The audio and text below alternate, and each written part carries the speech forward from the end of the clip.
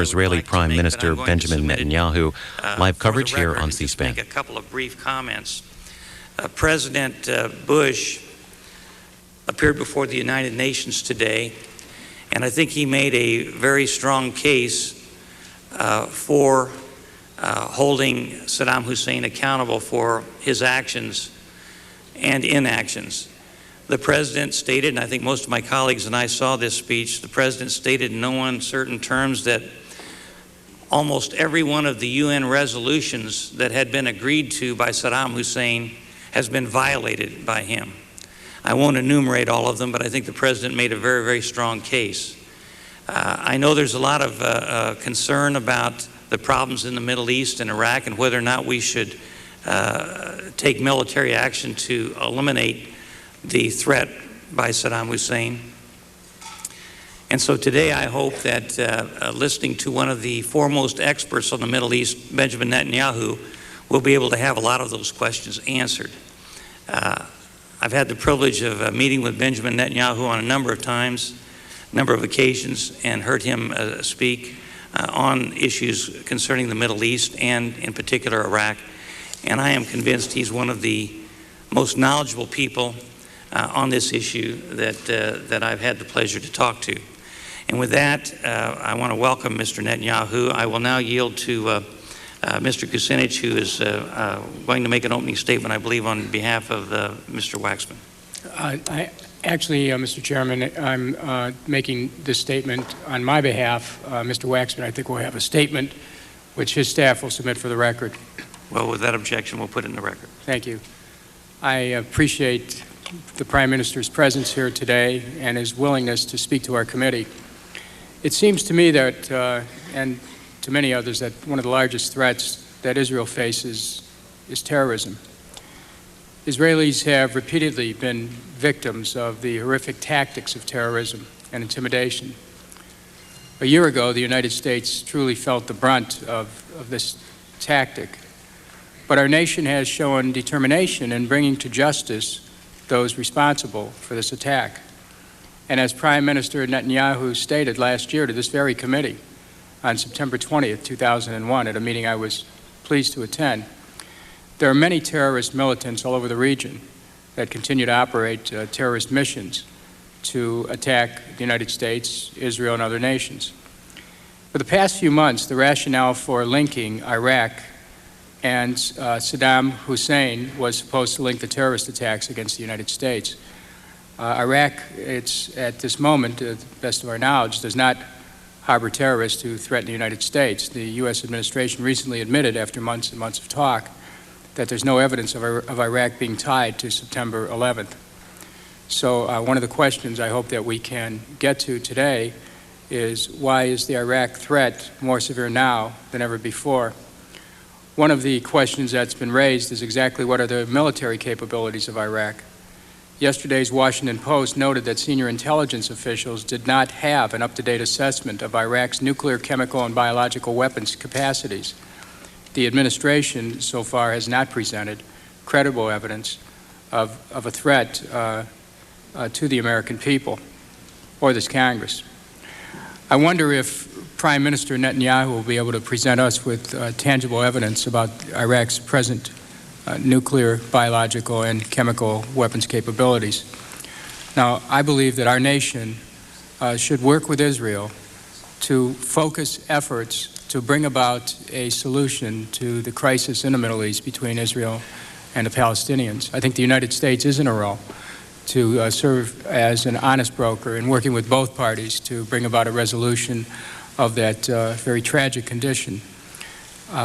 Diplomatic efforts, I believe, have not been fully examined in the case of Iraq. And while Iraq is in defiance of certain UN orders, no one can seem to prove to this point that Iraq poses an imminent threat to this country or to any other nation. If the real worry is that Iraq is seeking weapons of mass destruction and may in the future plan to use them against its neighbors and the United States, then it would follow that inspections need to resume. Inspections have been proven to be effective in the elimination of Iraq's weapons. This is called preventive diplomacy, not preventive war. Israel, I believe, would benefit considerably from a commencement in United Nations-led inspections in Iraq.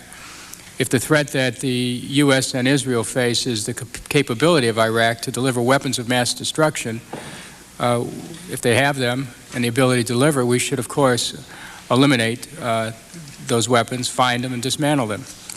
But I would hope that as we proceed with the considerable intelligence of Mr. Netanyahu, that we not lose an opportunity to make still one more effort at trying to resolve our conditions of dispute with Iraq through the international community without the United States taking unilateral action and with an intention that we might be able to resolve this without resorting to war.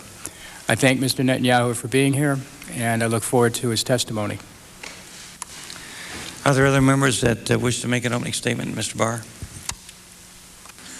Thank you, Mr. Chairman. As you set the example, I'll submit a written statement in more detail, but I also want to thank the Prime Minister for being here today. I also want to draw attention to the President's speech today, which included very important elements in the war against terrorism. I think the President did a masterful job of laying out a sound basis for any number of options in the interest both of the United States and the world against terrorism and despotism. I think the President's message left the United States in a very solid position to exercise perhaps one of the most important tools in the fight against terrorism, and that is flexibility. Not to tie oneself down to outside factors, but to always remain focused on maintaining maximum number of options with which to deal with terrorism, which itself maintains, by its definition, tremendous flexibility. So I want to take this opportunity to commend President Bush for a masterful job of laying out the case for military action should it become necessary, but at the same time leaving options open.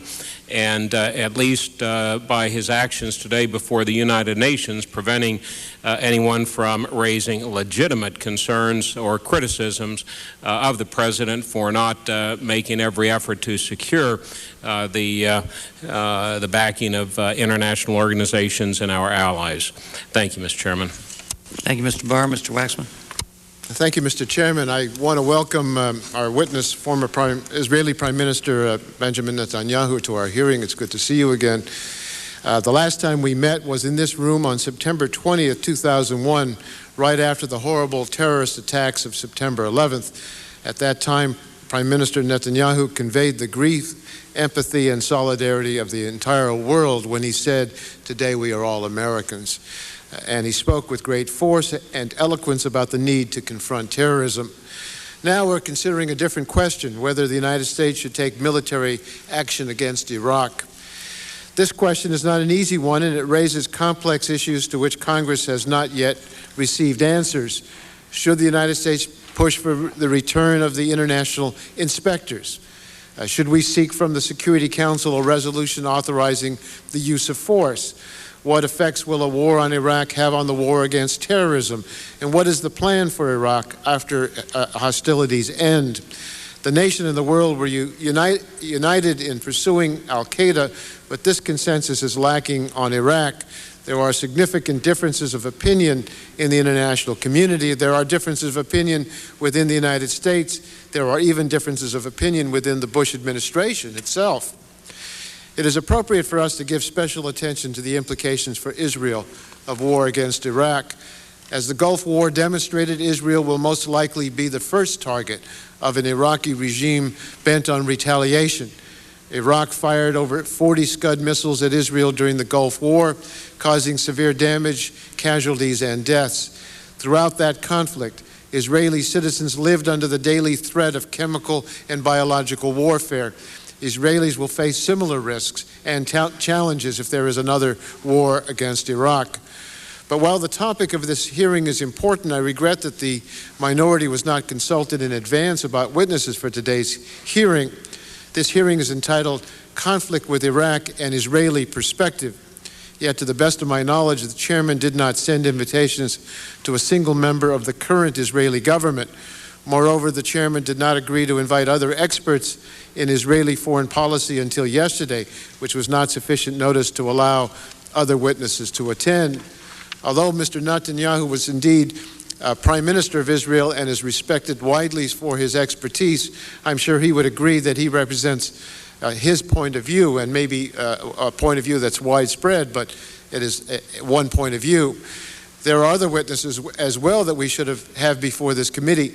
I wrote to Chairman Burton on Monday asking him to invite administration witnesses so that we could find out how the Bush administration plans on working with Israel and our allies in the region.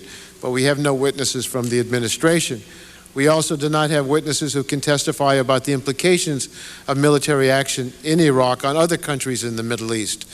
A military confrontation with Iraq may well be necessary, but it is a decision fraught with consequences for the United States, the Mideast, and the rest of the world. We need to hear the broadest possible spectrum of views so that we can make as an informed decision as possible about this vital issue. Thank you, Mr. Chairman.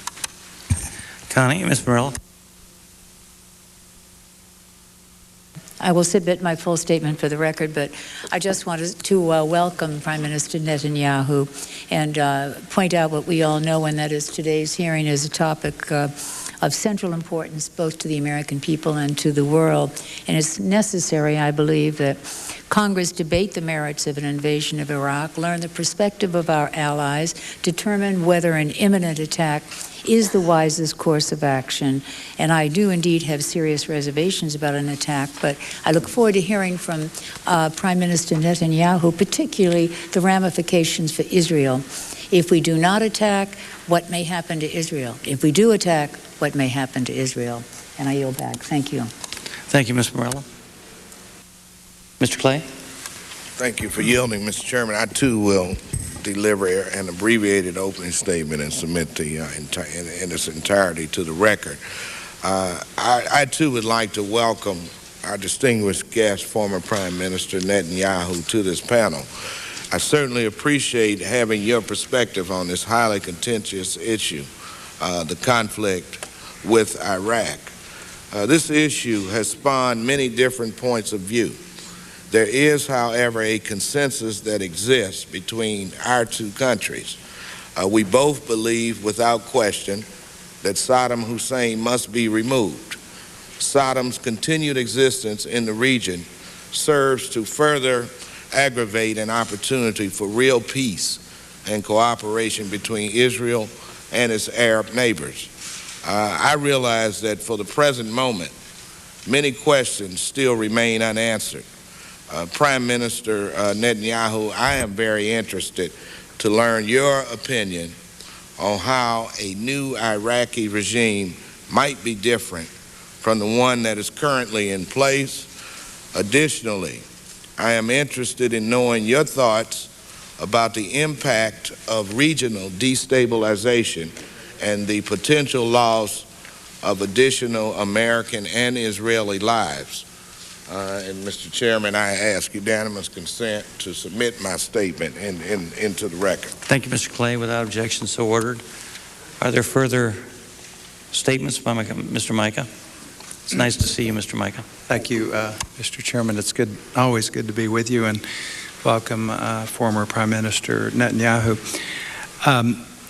Just a very brief statement that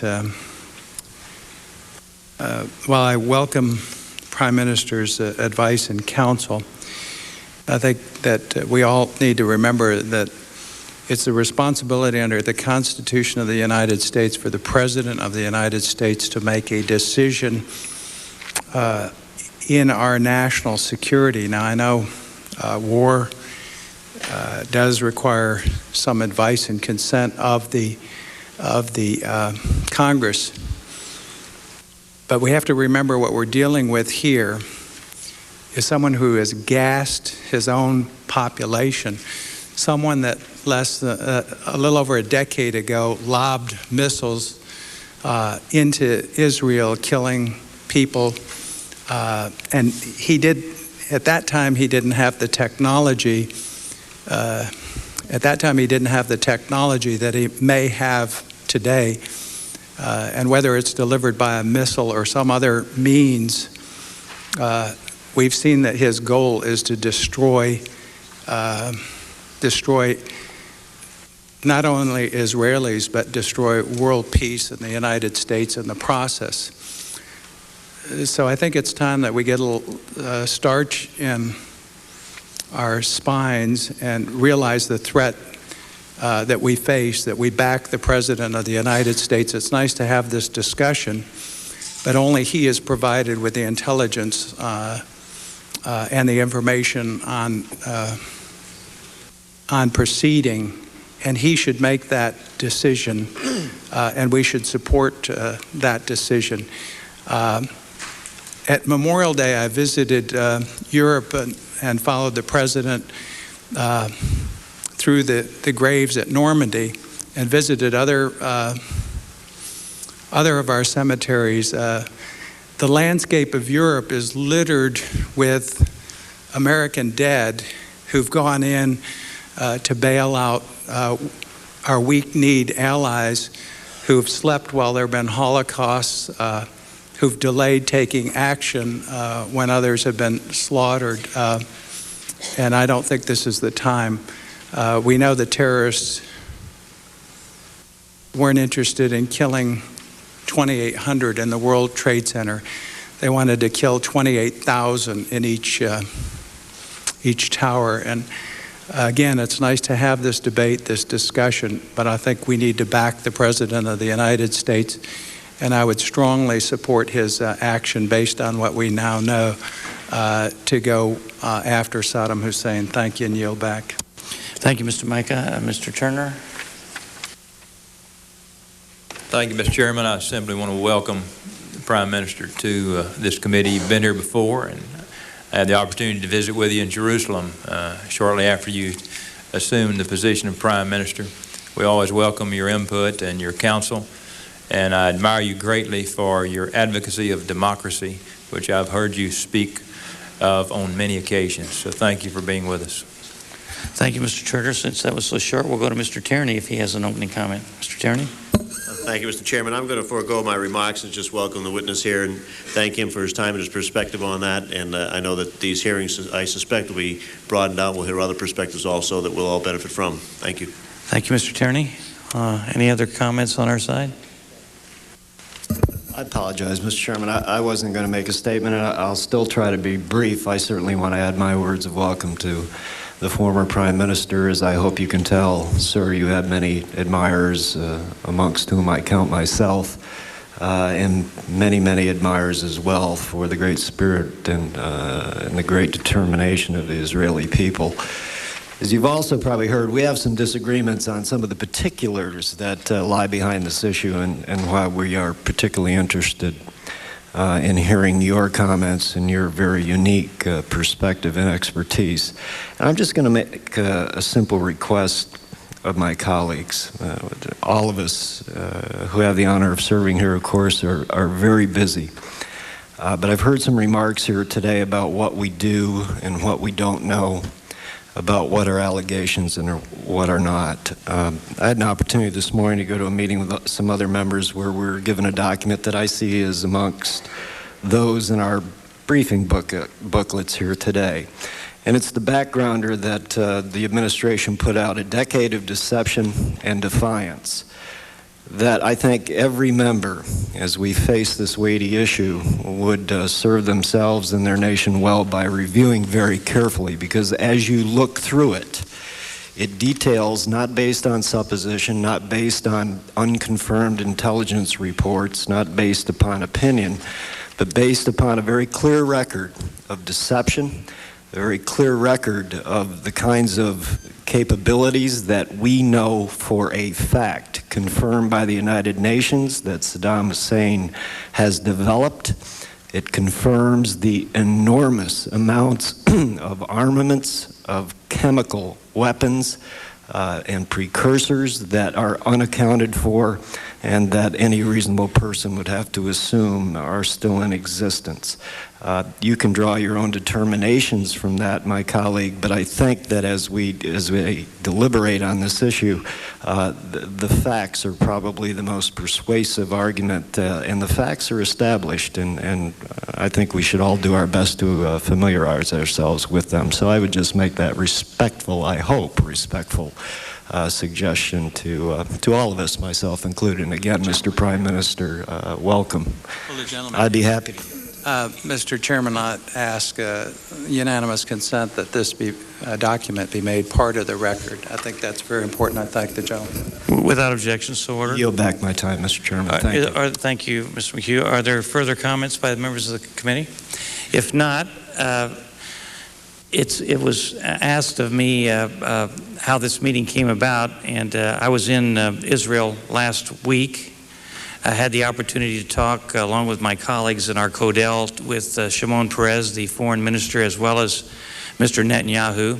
And I would like maybe the former prime minister to comment on this, but it was my impression, and I think the impression of my colleagues, both Democrat, Republicans, and independents who were on the trip with us, that there is, while Likud and Labor do have differences of opinion, they seem to be of one mind regarding the threat that emanates from Iraq regarding Saddam Hussein. And so if you would illuminate on that, Mr. Netanyahu, I'd appreciate it. And with that, you're welcome to address the committee. Is your mic on, sir?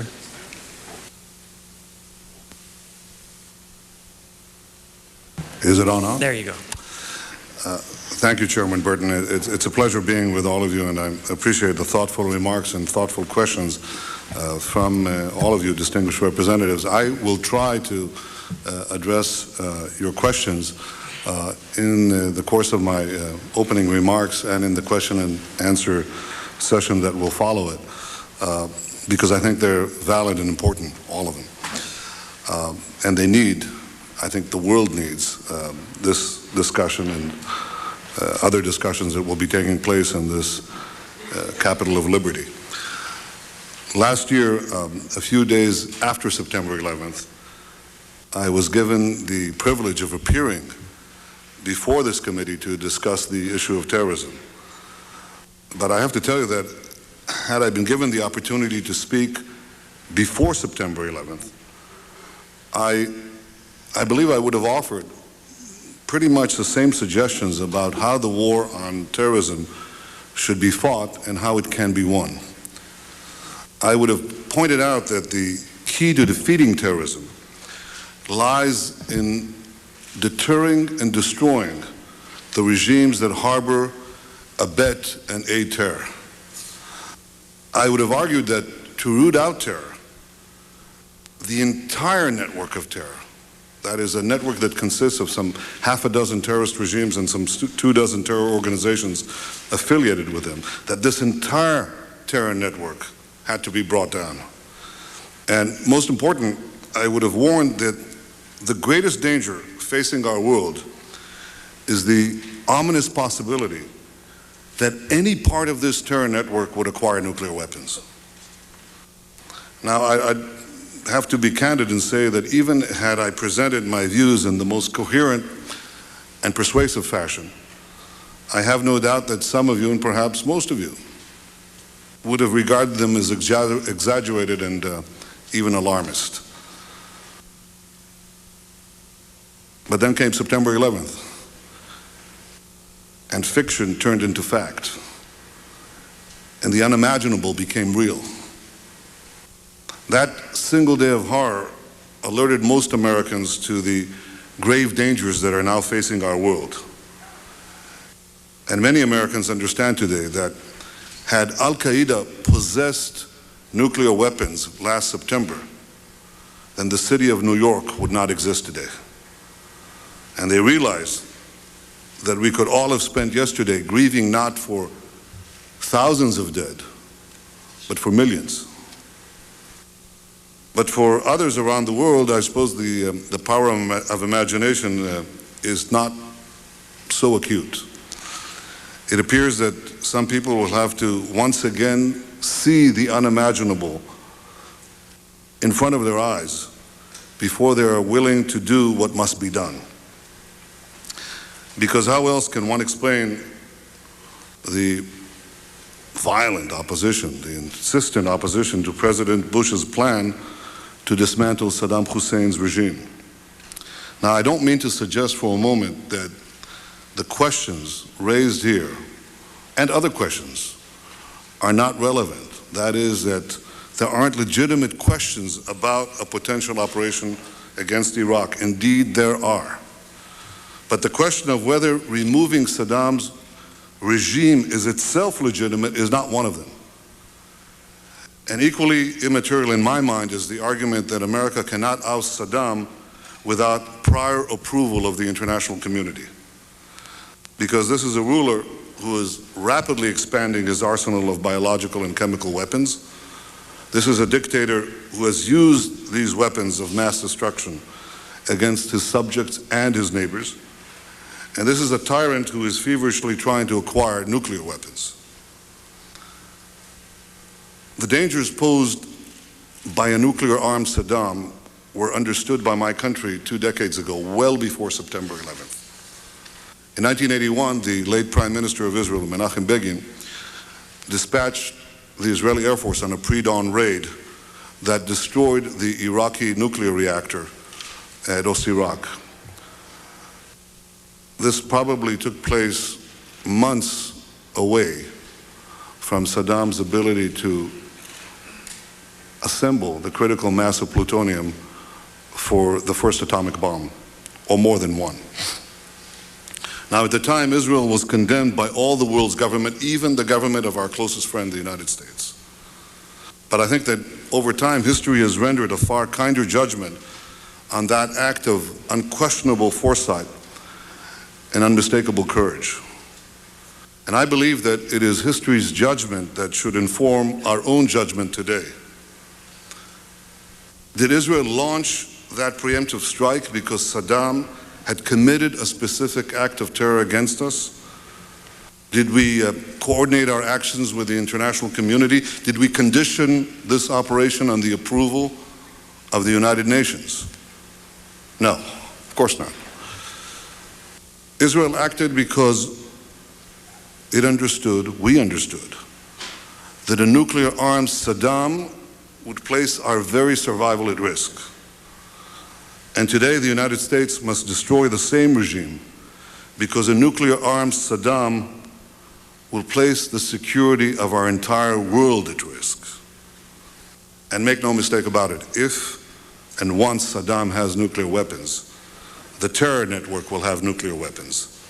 And once the terror network has nuclear weapons, it is only a matter of time before those weapons will be used. You cannot prevent a dictator who has used terrorism in the past, who cavorts and supports and encourages terror organizations from using this weapon by giving it to someone, by having them threaten to use it against his enemies. Once one of the terror regimes, once one of the principal regimes in the terror network has nuclear weapons, you cannot prevent the terror network from having nuclear weapons. 2 decades ago, it was possible to thwart Saddam's nuclear ambitions by bombing a single installation. But today, nothing less than dismantling his regime will do.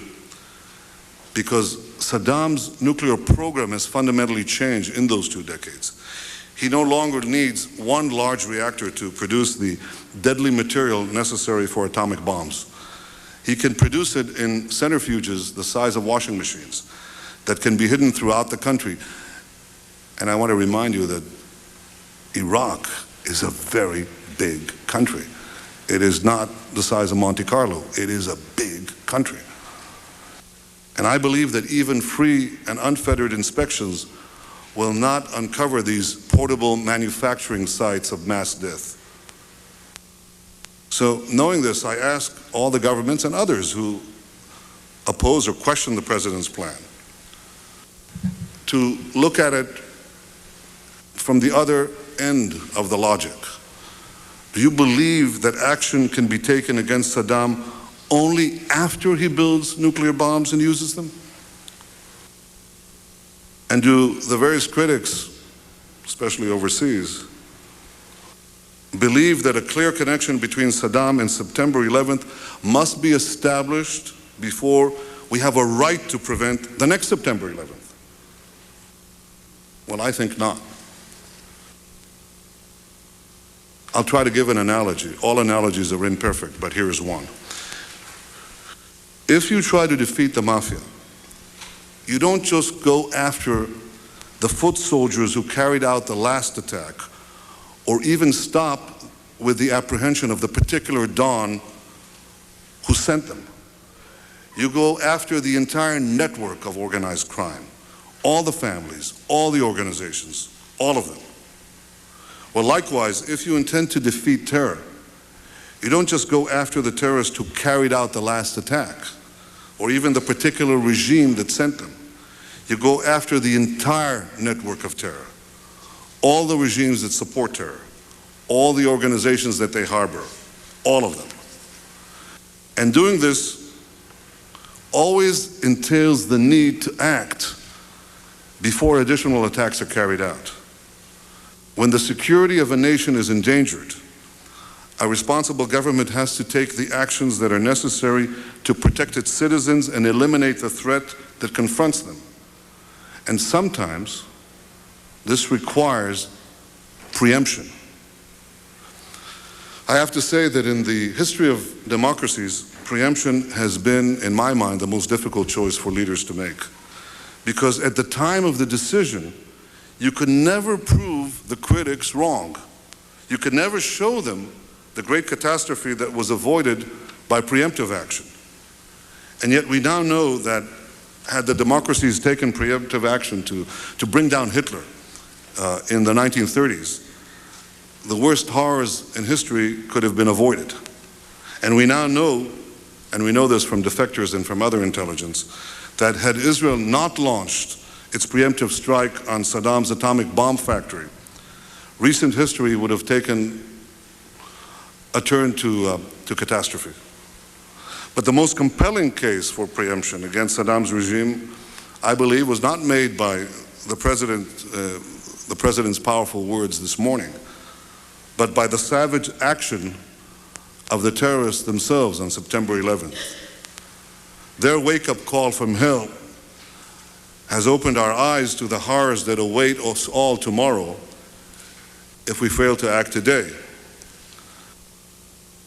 Now, I was asked by one of you about the sentiment of Israelis in the face of the palpable risks involved. My friends, I want to say that I'm here today as a citizen of a country that is most endangered by a preemptive strike. For it is, I think, clear that in the last gasps of Saddam's dying regime, he will attempt to launch his remaining missiles, his remaining payloads, including biological and chemical payloads, at the Jewish state. And though I'm speaking here today as a private citizen, I believe and I know that I speak and reflect the sentiment of not just the majority, but the overwhelming majority of Israelis in supporting a preemptive strike against Saddam's regime. And this cuts across political lines in Israel. We support this preemptive American action, even though we stand on the front lines, while others criticize it as they sit comfortably on the sidelines. But we know that their sense of comfort is an illusion. For if action is not taken now, we will all be threatened by a much greater peril. We support this action because it is possible today to defend against chemical and biological attack. We have gas masks, they're available. We have vaccinations, they're available. There are other means of civil defense that can protect our citizens and reduce the risk to them. And indeed, a central component of any strike on Iraq must be to ensure that the Israeli government, if it so chooses, has the means to vaccinate every citizen of Israel before action is initiated. And I want to stress that ensuring this is not merely the responsibility of the government of Israel, but also the responsibility of the government of the United States. Let me repeat this. The government of Israel and the government of the United States must jointly ensure that the people of Israel have all the available means of civil defense before action begins. But equally, I can say that no gas mask and no vaccine can protect against nuclear weapons. Science hasn't yet invented such a device. And this is why regimes that have no compunction about using weapons of mass destruction and will not hesitate to give these weapons to their terror proxies must never be allowed to acquire nuclear weapons. These regimes must be brought down before they possess the power to bring us all down. If a preemptive action will be supported by a broad coalition of free countries and the United Nations, all the better. But if such support is not forthcoming, then the United States must be prepared to act without it. International support for actions that are vital to a nation's security is always desirable, but it must never constitute a precondition. If you can get it, fine. If not, act without it. I don't want to sound like something familiar to you, but I would say if you can't get it, just do it. Now, my friends, under exceptional circumstances, public figures may sometimes be forgiven for quoting themselves, and I hope today that you will indulge me and grant me this privilege, because nearly 2 decades ago I wrote the following. I said that the West can win the war against terrorism. It can expose its duplicity and punish its perpetrators and its sponsors. But it must first win the war against its own inner weakness, and that will require courage. We shall need at least 3 types of courage. First, statesmen must have the political courage to present the truth, however unpleasant, to their people. They must be prepared to make difficult decisions, to take measures that may involve great risks, and subject them to public criticism. Second, the soldiers who will be called upon to combat terrorists will need to show military courage. Third, the people will have to show civic courage. The citizens of a democracy threatened by terrorists must see themselves, in a certain sense, as soldiers in a common battle. They must not pressure their government to capitulate or surrender to terrorism. If we seriously want to win the war against terrorism, people must be prepared to endure sacrifice, and even, should there be the loss of loved ones, immeasurable pain. Terrorism is a phenomenon which tries to evoke one feeling, fear. It is therefore understandable that the one virtue most necessary to defeat terrorism is the antithesis of fear, courage. Courage, said the Romans, is not the only virtue, but it is the single virtue without which all other virtues are meaningless. The terrorist challenge must be answered. The choices between a free society based on law and compassion and a rampant barbarism in the service of brute force and tyranny. Confusion and vacillation facilitated the rise of terrorism. Clarity and courage will ensure its defeat. My friends, though I wrote these words almost 20 years ago, they were never as pertinent, I think, as they are today. A year after September 11th, I am certain that this great nation possesses the 3 types of courage needed to defeat the monstrous evil that now confronts us. President Bush has shown courage by boldly charting a course to victory. The American military is once again prepared to shoulder the burden of defending the enemies of freedom. And most of all, the American people have summoned the necessary courage to fight back and to win. For me, that courage was most poignantly manifested last year on Flight 93, because right there in the eye of the storm, ordinary citizens displayed extraordinary heroism and rose to thwart the murderous designs of the terrorists. They thereby saved an untold number of lives, including perhaps the lives of some people in this very room. It is, I believe, that same civic courage that has been displayed this past year in the willingness of Americans to rally behind their government to wage war on terror. I recognize this courage, ladies and gentlemen, because I see it on the faces of my countrymen every day. Every day, millions of Israelis who have been subjected to an unprecedented campaign of terror have stood and stand firmly behind our government in the war against Palestinian terror. We have not crumbled, we have not run, we have stood our ground and fought back. You see, the terrorists and the tyrants of the world, they always get it wrong. They were wrong about Churchill's England, they are woefully wrong about Israel, and they are wrong, dead wrong, about America. And I think they simply don't have the means to understand the power of freedom. They think that by bombing our free societies, we will collapse. They see our free debate as debilitating. They would see a hearing of this kind, the questions that are raised here, as a sign of weakness. They don't understand it's a sign of enormous strength. They think our open discourse is a sign of that weakness. They believe that their cult of death is stronger than our love of life. But of course they're wrong. There is nothing stronger than the will of a free people uniting to protect its life and its liberty. And now it's up to us to prove the terrorists and the tyrants wrong once again. I'm not saying it will be easy, and it certainly will demand some sacrifice. But it must be done today because tomorrow's sacrifice will be infinitely greater.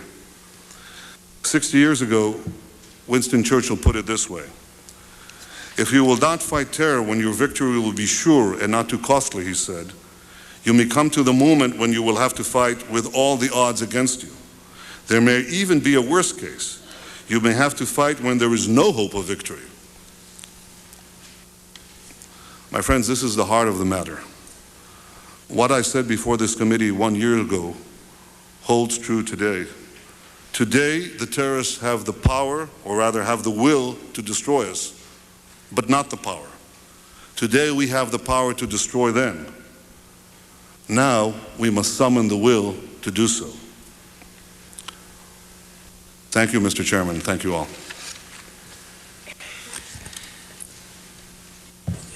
You know, Mr. Netanyahu, in the late 30s, the Churchill voice was a voice in the wilderness, and all the world, including the Prime Minister of Great Britain, didn't buy it.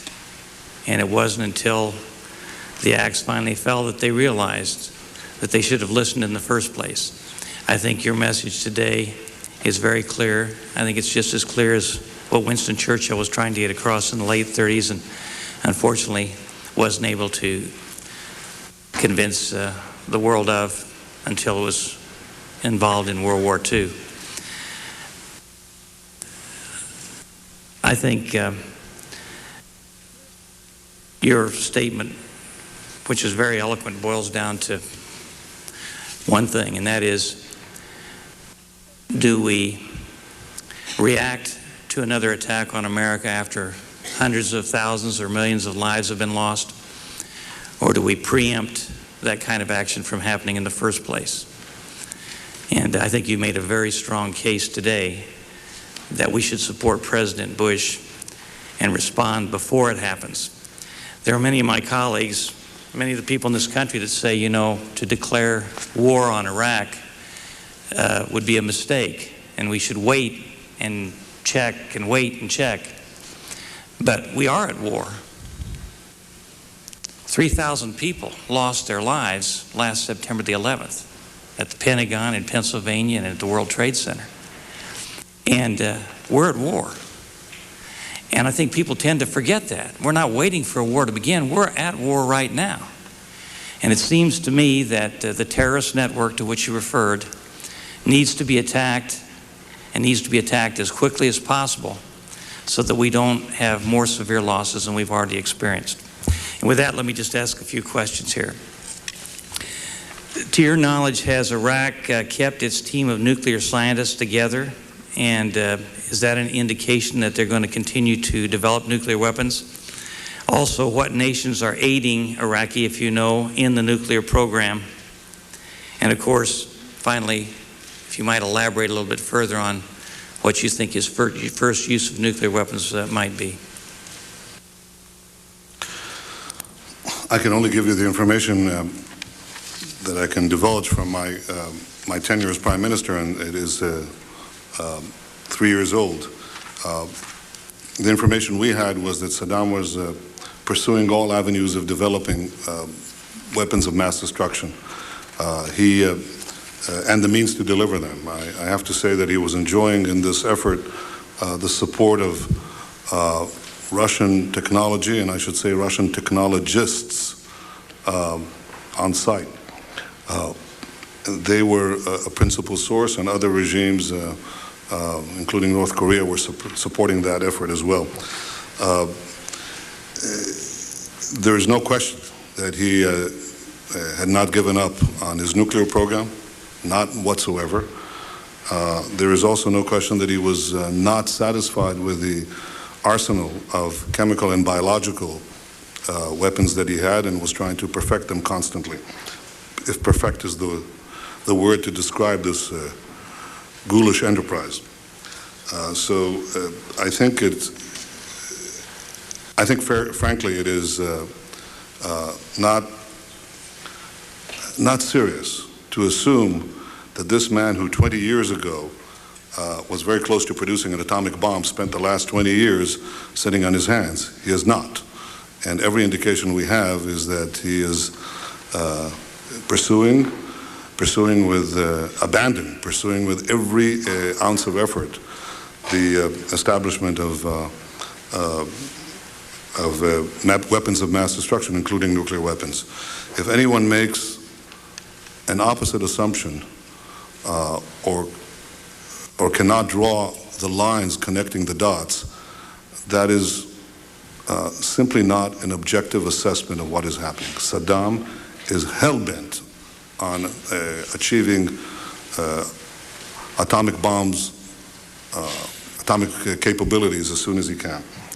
Let me ask you a question regarding chemical and biological weapons. We've been told that the Scud missiles that were launched at Israel during the Persian Gulf War, if they had been tipped with chemical or biological weapons, the weapons would have been destroyed when they hit the ground. But we've been told that there are drones that he has had in his possession that had in the nose of those drones the ability to spray, if you will, chemical or biological weapons when they flew over a given target. Are you familiar with that? Can you elaborate on that? I'm familiar with some of this, yes. But I think, Mr. Chairman, that it's very hard to say what the effectiveness of chemical and biological warheads will be when they actually impact on the ground. It's very hard to say. They might be intercepted in the air. We have some capability to that effect in the form of the Arrow anti-ballistic missile, which is jointly developed by Israel and the United States. That's a very important development to stop missiles before they get there. But then again, these missiles would explode in midair, and it depends what residual parts of the warhead materialize on the ground. Probably not much. But suppose some of these missiles are not intercepted. Suppose they come in. It is impossible right now, to the best of my knowledge, from the information that we have available, to say what the extent of damage will be. Hence the emphasis, and the emphasis in my remarks, on civil protection. Assume the worst, prepare for the worst, you'll come out the best, or at least you'll minimize the risk. We have to assume that he'll fire the missiles. We cannot assume that we'll intercept all the missiles. And we cannot assume that the warheads will not distribute a chemical and, what is worse, biological material. So we must take all the precautions, and it is possible, as I said, to substantially reduce the risk of such attacks, even if they get through. And this, I think, should be the focus of Israel and the United States before action is taken. That is, I don't think this is an ancillary part of the war aims. I think this should be built into the war aims. Israel, the most likely target, the preferred target of choice of Saddam, as has been demonstrated once, must be protected. Mr. Turner. Mr. Kucinich. Thank you. Mr. Prime Minister, when you were Prime Minister, did you identify the nuclear capabilities of Iraq, if any? We couldn't place an exact time. We knew that he was developing these nuclear capabilities. We couldn't, Mr. Kucinich, say exactly how long it would take him to complete the engineering of an effective nuclear device. But our assessments kept shrinking. That is, our intelligence community, as we moved along the axis of time, the time that we assumed it would take him to create nuclear weapons, at least the assessments that I was getting as Prime Minister, was constantly shrinking. But we couldn't say with absolute precision how long it would take him. Do you have any new evidence of Iraq's weapon capabilities, nuclear capabilities? I cannot give you even an oblique reference to information in the last 3 years because I'm busy going around the world visiting Washington. I'm not. We appreciate you being. I'm not prying into privileged dossiers. There's this thing, need to know, and I don't really need to know right now. But I think that you can be sure that when I did need to know, there was a constant upgrading of these weapons, constant efforts to make them more lethal and to expand the reach of the delivery systems to deliver them. I would respectfully suggest to the Prime Minister, notwithstanding the great affection I have for Mr. Prime Minister, that there is a need to know if the United States is being called upon to launch preemptive action against Iraq. There is a need to know the evidence, and because I share the concern that other members have articulated here about the effect that a preemptive attack on Iraq by the United States would have not only on the people of our country who would be called upon to wage that and innocent civilians, but also the effect that it would have on Israel. Now, you stated in your remarks that if the United States launched a preemptive attack on Iraq, that Iraq, in Saddam Hussein, as you described it, dying gasp, would be expected to launch a counterattack on Israel. If the United States does not launch a preemptive attack on the state of Iraq, do you see any indication that Iraq is prepared to launch an attack on Israel? First of all, let me comment on when I said I don't need to know. I meant I don't need that detailed kind of detailed information that always involves,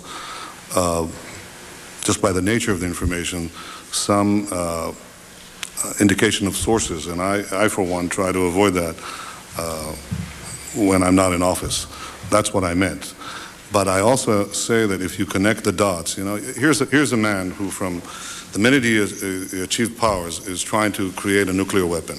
20 years ago, he's very close to producing it.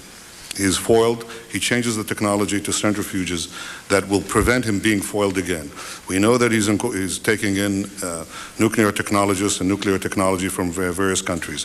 We know that he's developing the means to deliver these weapons. We have defectors who describe how committed he is to this above all else.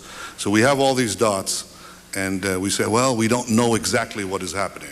It's like you're about to see somebody plunge the knife into someone. You're looking through a keyhole. You followed a murderer. You know that he's suspected of, he's already killed a few people, and you see him trailing somebody, and you're trailing him.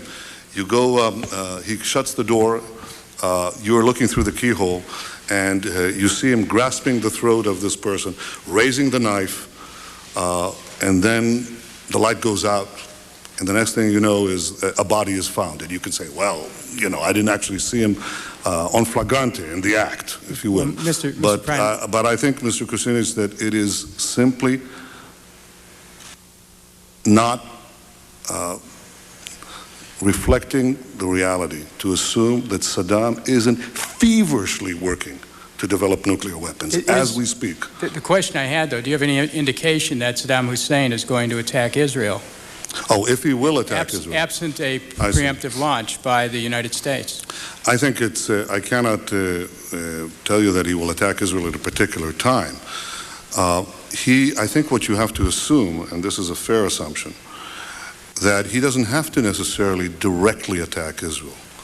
What you can do, what these people do, for example, the Taliban regime didn't directly attack the United States. It harbored a terrorist group that did the job for them. The Taliban regime did not have its intelligence officers casing the joint, so to speak. Somebody else did it for them. If Saddam has a nuclear weapon, he could use it to threaten or to actually detonate a nuclear regime directly or indirectly. He doesn't have to necessarily do it and undertake the risk of response by Israel or by anyone else. And this is precisely the problem. The problem is you're not dealing with Iraq alone. You're dealing with a terror network. You're dealing with a system where you have proxies. We now live in a world where these regimes have proxies. Well, you know, I know my time's run out. I just, Mr. Netanyahu, thank you. I just want to ask one last question, and that is, you talked about a network of terror. Are there any other nations that you would recommend that the United States launch preemptive attacks upon at this point? No, the issue is not, first of all, are there other nations that are developing nuclear weapons? Yes. Should we launch any other preemptive attacks? First, let me say what they are, and then let me make a suggestion how to proceed. Thank you. The answer is categorically yes. The two nations that are vying, competing with each other, who will be the first to achieve nuclear weapons, is Iraq and Iran. And Iran, by the way, is also outpacing Iraq in the development of ballistic missile systems that they hope will reach the eastern seaboard of the United States within 15 years. So I guess that doesn't include California, but includes Washington. But what it does, a third nation, by the way, is Libya as well. Libya is, while no one is watching, under the cloak, is trying very rapidly to build an atomic bomb capability. So you have here now three nations. Not surprisingly, all three have been implicated in the past in terrorist activity using the clandestine means of terror and proxies. Now, the question that you ask, I think, is vital. It's important, and that is, what do you do about it? You can fight all of them. You have to dismantle the network, and the question is, do you dismantle all of it at once? No, you didn't. The first thing you did in facing after the wake-up call on September 11th was that you took on the first regime, the obvious regime that had directly perpetrated that catastrophe. You removed the Taliban regime and you scattered Al-Qaeda, although it has not been completely destroyed yet. Now the question is, what's your next step? Knowing that three of these nations are developing nuclear weapons. This is not a hypothesis. It is fact. Iraq, Iran, and Libya are racing to develop nuclear weapons. So now what is the next step? I believe that the next step is to choose. It's not a question of whether you have to take action, choose the right one. but what kind of action and against whom. I think of the three, Saddam is probably in many ways a linchpin, because it is possible to take out this regime with military action, and the reverberations of what happens with the collapse of Saddam's regime could very well create an implosion in a neighbor regime like Iran, for the simple reason that Iran has, I don't want to say a middle class, but it has a very large population that that might bring down the regime just as it brought down the Shah's regime. So I think that the choice of going after Iraq is like removing a brick that holds a lot of other bricks and might cause this structure to crumble. It is not guaranteed. The assumption of regime removal in Iraq, an implosion in Iran, an implosion in Libya is an assumption. It is not guaranteed. But if I had to choose, should there be military action first against Iraq or first against Iran, I would choose exactly what the president has chosen, to go after Iraq. Who would you choose second? I would wait and see what the effects are, and I think that the effects could be quite mighty and startling. This region, the political culture in this region is not one, and in these society is not one of respecting force. It is worshiping force and the determination and resolution of the United States in applying it. I think that this could have beneficial effects that might preclude the application of further military action. I'm not saying that you should disavow it from the start, but I'm saying that the more resolutely and quickly you act now, the more victories you gain up front, the more victories you might end up gaining later without the need to apply such overt military power. Mr. Horn. Thank you, Mr. Chairman, and thank you. We have seen you in Israel and we've seen you here, and you are very rational about these issues. So I'd like to ask a couple of things. You have a peace movement in Israel. We have peace movements in the United States. And we talk about inspectors that might do something if Saddam does let us in. Could you tell me what you would tell those people in both Israel and the United States? Are they just naive or what? A lot of them mean very well, I'm sure, but that doesn't solve the problem. Well, I think there's a confluence of opinion right now in Israel, Mr. Horn. I think there's been a sea change in opinion in Israel in the last 2 years. There was never a peace camp because the entire country was united in the desire for peace, but there were different ideas on how to achieve it. The idea that animated Oslo was that the peace with our Palestinian neighbors would be achieved not by the traditional method of deterrence, which is what I think you can do with a dictatorial society opposite you, a dictatorial regime. It was based on the idea that you could develop trust with a dictatorship and forego deterrence. And in order to develop this trust, we gave the Israeli government at the time gave Arafat a large swath of territory girding and overlooking our major cities, gave him a small army, gave him 50,000 rifles, gave him international recognition, access to a great deal of money. And in exchange, he made two promises. One is that he would recognize Israel and forego the propaganda for its destruction. And the second is that he would abandon terror. He pocketed all these benefits and then proceeded to summarily violate these two commitments. His state-controlled press, every word, every image that you hear and see in the Palestinian media is controlled by Arafat, was propounding day in, day out in Arabic the doctrine of policide, the destruction of a state, our state, Israel, to a generation of Palestinian youngsters, to everyone. And secondly, of course, proceeded to launch the worst and most consistent campaign of terror that the world has seen. Nothing compares to the horror of September 11th. No single terrorist action in history has compared to it, and I hope nothing will ever compare to it again. But there is equal unprecedence, lack of precedence for the day in, day out carnage that Arafat had meted on us with the savagery of suicide bombings carried out by people who graduated his suicide kindergarten camps, suicide universities, who visited his suicide museums and so on. So people woke up. They now say, we were wrong. Many people, I can't say all, but I'd say just by reading the public opinion polls, talking to people in Israel, this is a tremendous unanimity in the country. And I think they're not fooled. They understand that Arafat is essentially an Osama bin Laden with good PR. Well, medium PR, it's not that good. At least in America, it doesn't go very far. It has a wider reach in Europe. But I think many in America have seen through him. I don't think he gets the time of day here. And I think it's a question of time before he's ousted. I hope he should have been ousted, in my opinion, right at the start of this outrage 2 years ago. But I fully agree with President Bush when he says that that Arafat has to go. There has to be the opportunity for other leaders to rise. So I think in Israel today, actually, I see a lot more unanimity than before. And I see, frankly, notwithstanding the confines of a debate in a democratic society, I see a similar process here in the United States following September 11th. My friend, whom I respect a great deal, the Pulitzer Prize-winning writer Charles Krauthammer, said that in the 1990s, America slept and Israel dreamed.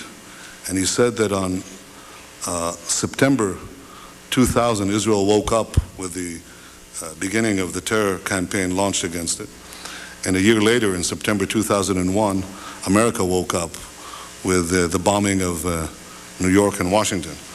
I think that reflects what has taken place in our democratic societies. I'm not sure the same applies with equal vigor to other parts of the democratic world, but I think it doesn't matter. Europe never had a stellar record in understanding global threats to Europe itself, and acting in time to thwart them. But the United States and Israel have a pretty good record, and it's because the people unite in their understanding of the danger and their willingness to act against it. What do you think of the inspector's approach? Did do much before? He just moves things around. It did some, but it's a cat and mouse game, and he's the cat, and he's successful cat. It is not very difficult to deceive inspectors. It's not even very difficult to deceive satellite inspection. You can burrow tunnels and hide the earth. Did you ever see The Great Escape, the movie The Great Escape? Remember that movie? You know, where all these guys come out and they have the sand which they distribute through the trousers while they're walking the yards. That's essentially what dictators do. They can create tunnels and labyrinths that you'd never discover, that are impervious to radar and other means. They can, when you have an entire country to hide portable centrifuges that are a little bigger than those two cameras, it's not very difficult. You can get away with it, and he has gotten away with it, frankly. Thank you. Mr. Tierney? Thank you, Mr. Chairman. Sir, I just want to revisit something that Mr. Kucinich brought up earlier. Now, I think you mentioned in your own comments that Iran is much more further along the path on throw power or ability to move a nuclear or other rocket toward the United States than is Iraq. Am I right? More developed than Iraq. Than Iraq, yes. Right. But Iraq is trying to catch up. Well, we also know that there is speculation that Iran may have nuclear weapons or be moving much further along, but we know that Iraq, in fact, is still floundering around looking for materials in order to move in that direction. Right. I don't know that Iran has nuclear weapons. Okay. No, I don't think any of us do, but there's speculation on that. But we know at least as certain as we can possibly know that Iraq is still looking for some materials in order to try to get to that point. Mm-hmm. Right. We have information that is reported in the Washington Post and other papers that Iran shelters dozens of al-Qaeda fighters, identifying the cities of Mashhad and Zabul, if I'm saying that properly. Yet we have the administration telling us they don't have any firm evidence that there's any connection between al-Qaeda or the acts of September 11th in Iraq. So I guess I want to ask you again, in light of those comparisons or whatever, why is it that you think that if all of these countries, in your words, are problems for us, why you would pick Iraq first as opposed to Syria, Iran, or the others? Well, I think that it's not the first, it's the second. The first one was the Taliban. Now the question is, what is the second? I think... Well, excuse me one second. You're making a connection between the Taliban and Iraq? Yes, I am. I'm saying that if you look at those who harbor terrorists and those who support terrorists... I guess I was looking for a connection between September 11th and my understanding why we went to the Taliban is there was a connection there. They were harboring somebody that we believed did the act on September 11th. Yes, that's the first reason why you did it. Now you're going to take me from September 11th to Iraq somehow?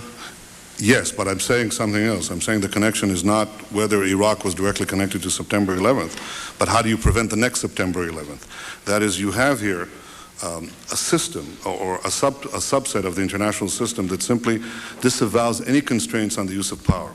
It has fueled these handful of regimes, and the terrorist organizations that they harbor are fueled by a terrible anti-Western zealotry, a militancy that knows no bounds, doesn't respect any force, knows no limits to the use of power. And one would be Iran, you said? One is Iran, one is Iraq. More nuclear capacity, more rocket capacity than Iraq, and harbors al-Qaeda people, or at least... Yes, now the question you have is this. The question you have is this. This is now a question of, not of values. Obviously, we like to see a regime change, at least I would, in Iran, just as I would like to see in Iraq. The question now is a practical question. What is the best place to proceed? It's not a question of whether Iraq's regime should be taken out, but when should it be taken out? It's not a question of whether you'd like to see a regime change in Iran, but how to achieve it. Iran has something that Iraq doesn't have. Iran has, for example, 250,000 satellite dishes. It has internet use. I once said to the heads of the CIA when I was Prime Minister that if you want to advance regime change in Iran, you don't have to go through the CIA cloak and dagger stuff. What you want to do is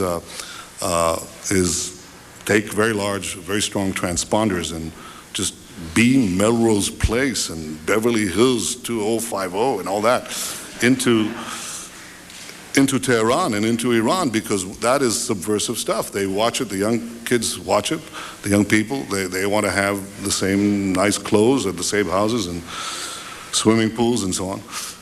And that is something that is available in internal forces of dissension that are available in Iran, which is paradoxically probably the most open society in that part of the world. It is a lot more open than Iraq, which is probably the most closed society on earth. And therefore you have no ability to foment this kind of dynamic inside Iraq. So the question now is, choose. You can beam Melrose Place, but it may take a long time. On the other hand, if you take out Saddam's regime, I guarantee you that it will have enormous positive reverberations on the region. And I think that people sitting right next door in Iran, young people, and many others will say, the time of such regimes, of such despots, is gone. There is a new age, something new is happening. And that is speculation on your part, or you have some evidence to that effect? You know, I was asked the same question in 1986. I had written a book in which I had said that the way to deal with terrorist regimes, well, with terror, was to deal with the terrorist regimes. And the way to deal with the terrorist regimes, among other things, was to apply military force against them. The way we did in Afghanistan. The way, for example, I want to answer your question. Well, I guess I'm running out of time, so I quickly was trying to get there. We've done, I think, what you proposed in Afghanistan, yet I haven't seen that sort of neighborhood effect. Well, I think there's been an enormous effect. The effect was, we were told that there would be a contrary effect. First of all, people said that there would be tens of thousands of people streaming into Afghanistan, zealots who would be outraged by America's action, and this would produce a counter-reaction in the Arab world. But I think you're now saying that when you take an action like we did in Afghanistan, we're going to see all the other countries just fold. No, what we saw is something else. First of all, we saw everybody streaming out of Afghanistan. The second thing we saw is all the Arab countries and many Muslim countries trying to side with America, trying to be okay with America. The application of power is the most important thing in winning the war on terrorism. If I had to say, what are the three principles of winning the war on terror? It's like, what are the three principles of real estate, the three L's, location, location, location? The three principles of winning the war on terror are the three W's, winning, winning, and winning. The more victories you amass, the easier the next victory becomes. The first victory in Afghanistan makes the second victory in Iraq that much easier. The second victory in Iraq will make the third victory that much easier too, but it may change the nature of achieving that victory. It may be possible to have implosions taking place. I don't guarantee it, Mr. Turney, but I think it makes it more likely, and therefore I think the choice of Iraq is a good choice. It's the right choice. Yeah. Ms. Varela? Yes, thanks, Mr. Chairman. Right. Thank you, Prime Minister Netanyahu. I'm wondering about your understanding, sir, of the enmity among the main Iraqi factions, the Shias, the Sunnis, the Kurds, and how difficult do you think that rebuilding Iraq would be given these particular factions? And I wonder, do you think that a U.S.-led redevelopment of Iraq would significantly further destabilization in the Middle East? So what happens? I was asked by you and by others what would happen after the ouster of Saddam, and I think that this is a vital question because I think it depends on what the U.S. does. If the U.S. merely goes in, throws out Saddam, and walks away, I think it will miss an important opportunity and actually not affect the true meaning of regime change. When I use the word regime change, I mean those words in their most fundamental meaning. Regime change the nature of the regime. That is, not replace one dictator with another, but replace dictatorship with democracy, or at least with democratization. This is the great opportunity that would be afforded to the Middle East, to the prospects of peace and development, to the Iraqi people themselves, and to others. That is, if the United States, after ousting Saddam, seeks to advance a democratized Iraq, couples those political goals with an economic package to rebuild the infrastructure of Iraq, to advance it, to create small business grants and loans, to create the spirit of entrepreneurship that very much characterized Iraq for many, many decades, actually for many centuries, then Iraq could be transformed. It may not be, it may not become a Western democracy. I'm not Pollyannish about it. But when people say it's not possible to have democracy in a Muslim country, I say, oh really? What about Turkey? And I say, well, okay, Turkey is not necessarily Luxembourg, that's true. But if I have to choose between Turkish-style democracy and Iranian-style theocracy, or Saddam-style democracy, where he gets 99% of the vote, then I know what I choose and what you would choose too. So I think that's really the task. The task and the great opportunity and challenge is not merely to effect the ouster of the regime, but also to transform that society and thereby begin the process of democratizing the Arab world. I think that's absolutely essential. And I think we can draw lessons, Congressman Morella, from the struggle that the democracies led by the United States waged against another unreformed despotism with a militancy that knew no bounds to the use of force. I'm talking about, of course, the battle against Hitlerism. Now, America, the first thing it said was, we have to oust Hitler. They didn't say, what will happen afterwards? How will we deal with Germany? Will it, all the questions that come to mind later, they never asked that. Because the first thing, the danger, the palpable danger of this regime and that particular regime acquiring nuclear weapons was in their minds, and the threat to our civilization was in their minds. So first he had to go. But they didn't stop there. They went in there. They imposed actually limitations on German sovereignty, some of which last to this very day. They put in the Marshall Plan. They had democratic elections, a transition to the permanent democratic political system that we have in Germany today. And now, 5, 6 decades later, when you ask, what is the protection against the reemergence of neo-Nazism, of a new Hitler in Germany? It is not American tanks. It is not NATO soldiers. It is German democracy. There are neo-Nazis there, but they're simply washed away by democracy. We have a situation where the Arab world is cloistered. It doesn't have that ventilation. It has to choose between Saddam and the Ayatollahs, between Arafat and the Hamas.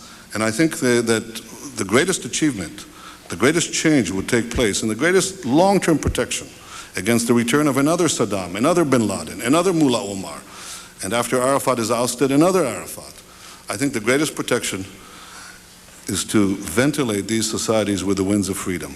Democracy, or if I want to be realistic, democratization, coupled with an economic package. I think that should be the step afterwards in Iraq, and I think it would actually stabilize Iraq, it might send a message, I think it will, to neighboring Iran, to neighboring Syria, and the people will wake up and they'll say, we can have a real life. We can have choice. Our children can have a future. That's not a bad idea. But can we do it alone? Yeah, if you want to, you could do it alone, but I don't think you will do it alone, frankly. I think that you won't do it alone for the simple reason that in these circumstances, when you lead, others will follow. If you wait for them to join you, you'll never lead and they won't follow. Lead, they'll follow. Thank you. Mr. Clay. Thank you, Mr. Chairman. Mr. Netanyahu, you said earlier that you didn't like to be quoted, but I'm going to quote you from a speech you gave before a Senate committee in April. Quote, clearly the urgent need to topple Saddam is paramount. The commitment of America and Britain to dismantle this terrorist dictatorship before it obtains nuclear weapons deserves the unconditional support of all sane governments. Many analysts believe that the Gulf War ignited Islamic terrorist groups. If Saddam is toppled, will this action inflame Arab animosity toward the West and serve to empower terrorist groups throughout the Middle East? And in your opinion, do you really believe that Saddam can be removed from office without compounding terrorist forces? Mr. Clay, I happen to be an analyst who thinks that what is spread and inflamed Islamic fundamentalism are the twin events that took place 20 years ago. One is the establishment of the overtly Islamic Republic of Iran that fanned the flames of militant Islamism from the Philippines to Los Angeles worldwide, infecting, unfortunately, a minority of Muslims, but in many, many communities. And the second event was the victory of the Mujahideen in Afghanistan over a superpower, thereby convincing this brotherhood of Islamic fighters, of which bin Laden was one, that the power of fanatic Islam could overcome any power, including that of a superpower. I think these are the things that fueled, that rocketed Islamic fundamentalism and militant Islamic terror to their present proportions. I think that what compresses it is exactly the opposite of what fueled it. What fueled it was a sense of victory. What compresses it is a sense of defeat. The crucial thing that drives the spread of militant Islam and militant Islamic terrorism is hope. It is hope that the doctrine will be able to achieve its designs of world domination and the crushing of enemies. The more that hope grows, the more militant Islam and militant Islamic terror grows. The more it is crushed, the more it compresses, the more, in the same proportion, the ability of these terrorists and these militants to recruit new recruits to their cause, that too is reduced proportionately. I began to say to Mr. Turney, I think that, I think it was Mr. Turney, he asked me, well, you know, how do you know? And I said that in 1986 I wrote a book that said that you should take action against terror regimes, and that would tend to compress them and their activities. And apparently, it turns out that President Reagan had read this book. Now, I don't know if he read it before he decided to strike Libya or after, but nevertheless, Secretary Schultz wrote to me and he said that this made a profound impression on him. Somehow word got out that I had I was advocating this. So after the United States bombed Libya, I was interviewed by CBS, by Mr. Rather, Dan Rather. He interviewed me and he interviewed a noted Arabist analyst. And he asked, what would happen now after this American bombing of Libya?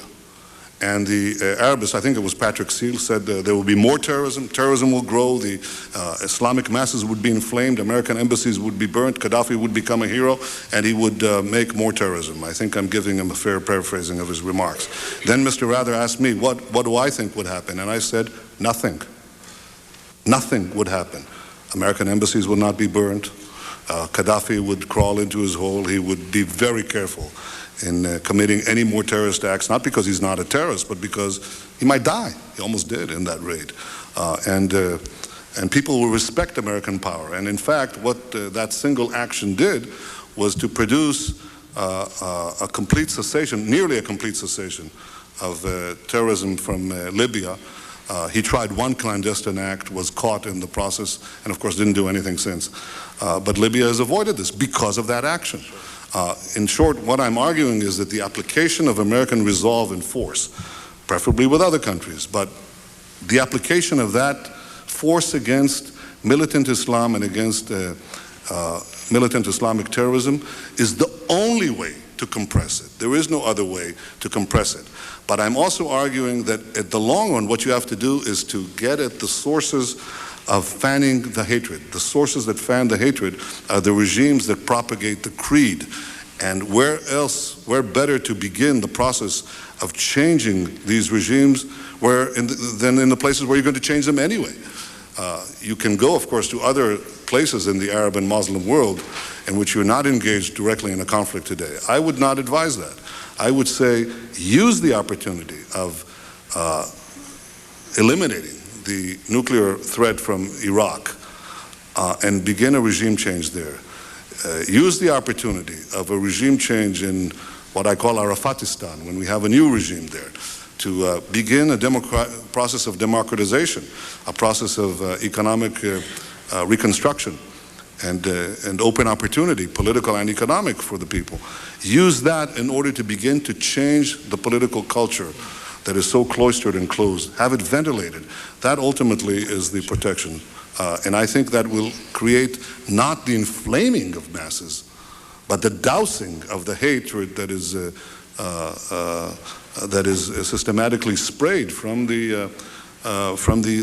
regime centers. Thank you. Thank you, Mr. Clay. Mr. Lewis? Thank you, Mr. Chairman. Mr. Prime Minister, I would just like to ask, it seems pretty obvious on its face that, but I'm going to ask this question. Why is Saddam Hussein creating these weapons of mass destruction? Why is he in such a rush to get his hands on nuclear weapons?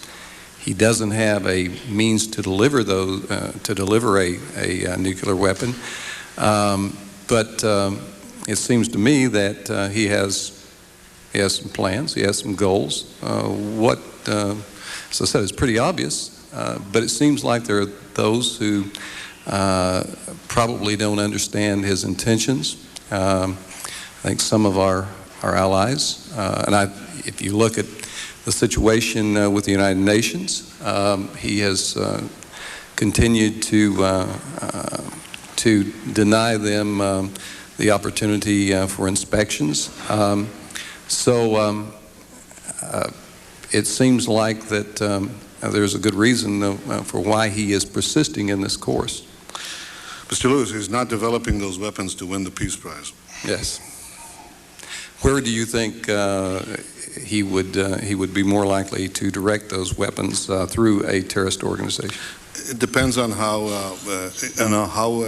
confident he feels. Just imagine if suppose he had a nuclear weapon. Suppose we hadn't knocked out the Iraq reactor, and he would have developed by the late 70s or the late 80s. He would have developed a nuclear bomb a lot before that. All right, now he devours Kuwait, which he did. It's not clear to me that we would have had a Gulf War, because he would brandish that weapon right up front. He'd say, "Go ahead, make my day," or whatever he would say. Okay, and of course the United States would now be caught in a tremendous bind, because if he had that weapon, he doesn't necessarily need, in the age of terrorism, he doesn't need ballistic missiles to reach the United States. First of all, he's developing ballistic missiles, but he could equally use terror proxies to deliver a payload here. I had written in 1996 that the danger of militant Islam and these regimes and the terror organizations is not understood in the West. And I said that because of the proliferation of these adherents in the West, then these regimes do not need ICBMs, because they, the terrorists, will be the delivery system. They themselves could deliver a payload. And I said too, and here again, you're catching me quoting myself because, well, people like to quote themselves. What can I do? I said that the next thing you will see is not a car bomb in the basement of the World Trade Center. I said the next thing you'll see is a nuclear bomb in the World Trade Center. Well, I wasn't exactly right. They didn't use a nuclear bomb. They used 2 airplanes stocked with fuel. It's like a small tactical bomb. That's what they used, and that's what Saddam could use. Once he has the weapon, he has the choice. He could flaunt it. He could use it. He could not. He could let others use it.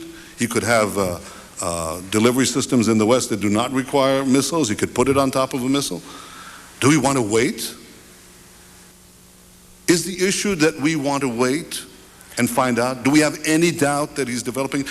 To be honest and fair, and I must be honest and fair, this is not a court of law. This is not a question of legalisms. It's a question of a realistic assessment of a threat, a palpable threat to our common civilization.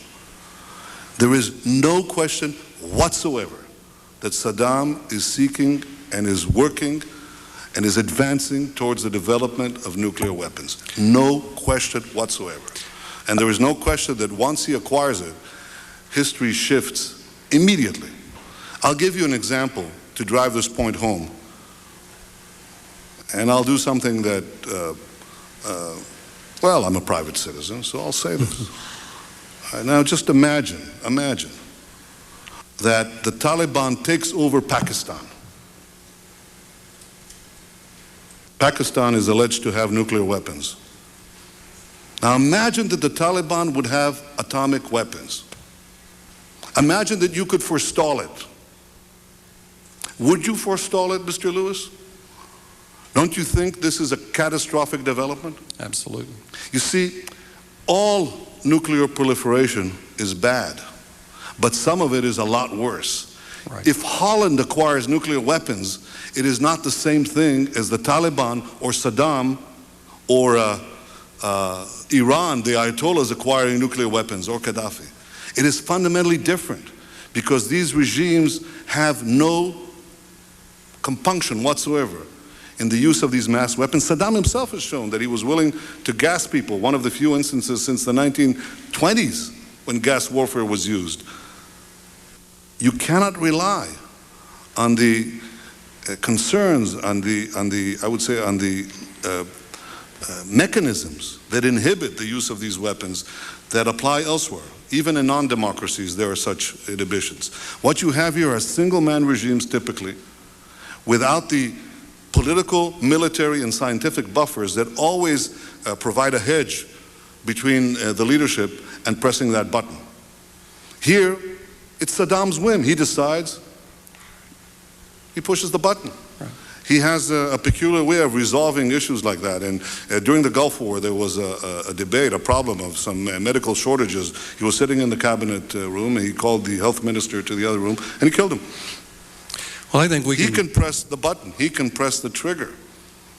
The emergence of nuclear weapons, that is regimes, single-man regimes or zealot, tyrannical, terroristic regimes that acquire nuclear weapons is an enormous threat to our civilization. I cannot stress that enough. And I'm not speaking here as a partisan, because in Israel we don't have a decision. Am I speaking as an Israeli? Yes. But I'm speaking here as a citizen of the free world, as a citizen of a world that is entering dangers that are not yet understood. It is not important that we meet here in 10 years, and I will quote what I said here today, because if they had nuclear weapons on September 11th, we couldn't meet here. Well, you know, I think the question was asked after 9/11 last year, why didn't we know and why didn't we do something? And I think we can be forgiven for being caught off guard the first time. But I don't think we can be forgiven when we know we absolutely know that a man like Saddam Hussein has that kind of power and has all the will to put them in the hands of put those weapons in the hands of terrorists, and we don't do something about it, I don't think we can be forgiven for that. Yeah. Thank you, sir. Thank you, Mr. Lewis. Ms. Watson. Thank you, Mr. Chairman. I'm sitting here and I'm very troubled. We were attacked a year ago on 9/11 by what we thought was a group called Al-Qaeda, led by Osama bin Laden. I don't hear his name anymore. We launched a response to an attack on continental United States. I don't hear his name anymore. We have not won a war in Afghanistan. We don't know whether Osama bin Laden is dead or alive. No one has given us any proof.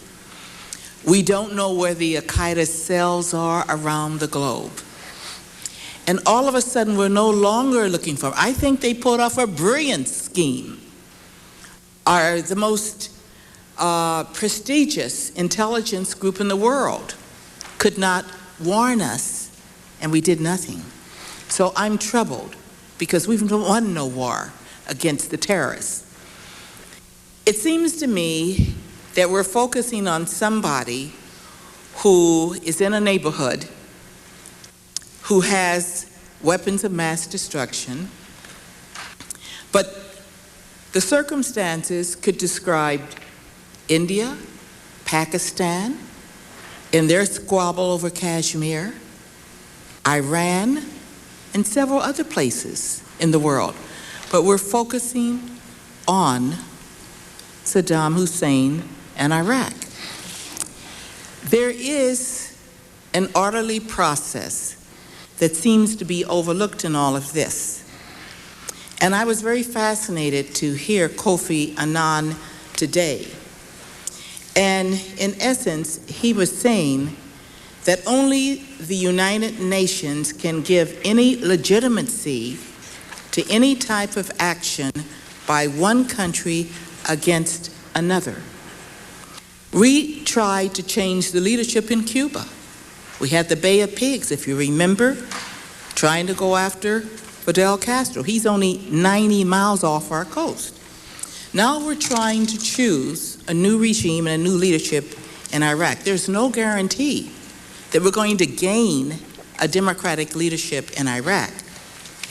But what really troubles me is that we're going to go against the orderly process, a diplomatic effort, and we're going to become aggressors in a neighborhood that we're not even part of. Listening to you, Secretary, I would think, or Prime Minister, excuse me, listening to you, I would think that you're building up a great case for Israel to be the aggressor, and we are your allies. But as a member of the United Nations, we then will violate the process that we bought into. And that is very troubling to me. Oh, I know all about the danger that Iraq presents.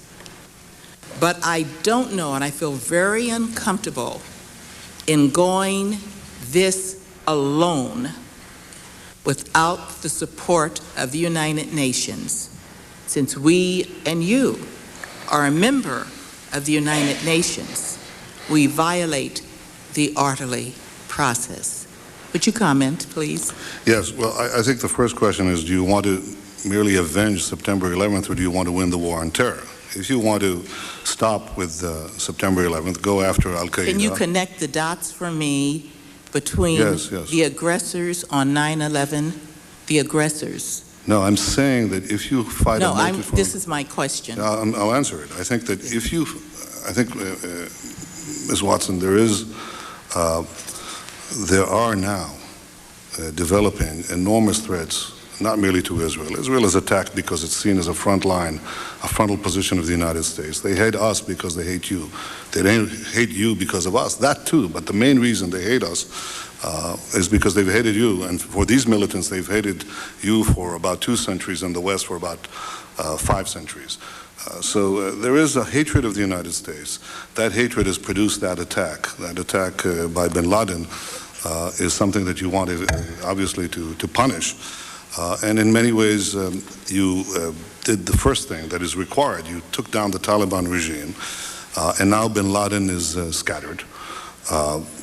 I don't think he's going to be effective because he needs territory to work from. He's on the run. It's very hard to work when you're on the run, when you have no inviolable territory. I suppose he's like a kind of a Dr. Goebbels after the collapse of the Nazi regime. So apprehending him is obviously important. It's also a matter of justice, just as apprehending Goebbels was a matter of justice. But if you start taking away the regimes that could serve his purpose, for example, I was told by your members here that Al-Qaeda, as some of them are in Iran, deprive that base. There is no international terrorism of any kind. Al-Qaeda, Hezbollah, Hamas, you name them, all of them. There is no international terrorism if you take away the support of sovereign states, and the sovereign states are few. If you want to win the war, you just have to neutralize these states. In neutralizing them, you have 2 options. It's like when kamikaze fighters are coming at you and bombing you. You can shoot one, you can shoot the other, but if you really want to stop it, you have to shoot down the aircraft carriers. There are only a handful of aircraft carriers. Now, when I say shoot down, you have really 2 options. You can either deter or destroy. Saddam has not been deterred. He has not been deterred. He's not been deterred by inspections. He's not been deterred by even by your threats. He devoured Kuwait like that. And once he possesses nuclear weapons, I assure you he won't be deterred. You'll be deterred. That's the difference. So I think if you want to win the broader war on terror, you have to get rid of these regimes. Now, the question you ask, and I think it's an important one, is you say, well, what about the UN? The UN is the one that should give you I think you said the legitimacy. And I think Kofi Annan, who happens, personally, I'm very close to him and a friend of his, but I take issue with his claim today that only the UN offers unique legitimacy. Well, yeah, it offers something unique. I mean, this is an organization where Libya is chairing the Commission for Human Rights and where Syria chaired the Security Council.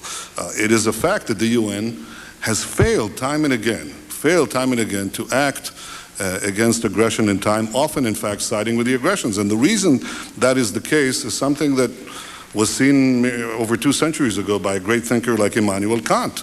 He said that an amalgamation of dictatorships and democracies together would not protect peace, because dictatorships tend towards war and only democracies tend towards peace, and he was right. And the UN, unfortunately, is such an amalgamation, so it fails. It failed in the case of preventing Saddam from almost acquiring a nuclear bomb, and when we bombed that, the UN attacked us. By the way, I said that the entire world condemned us, but that is not exactly true, because I'm told that in the bowels of some of the main security organizations of the U.S. government, they were following this when we struck at Iraq. And at the time, Saddam was it was never used the name Israel. He always said the Zionist entity. I think the movie Raiders of the Lost Ark, or the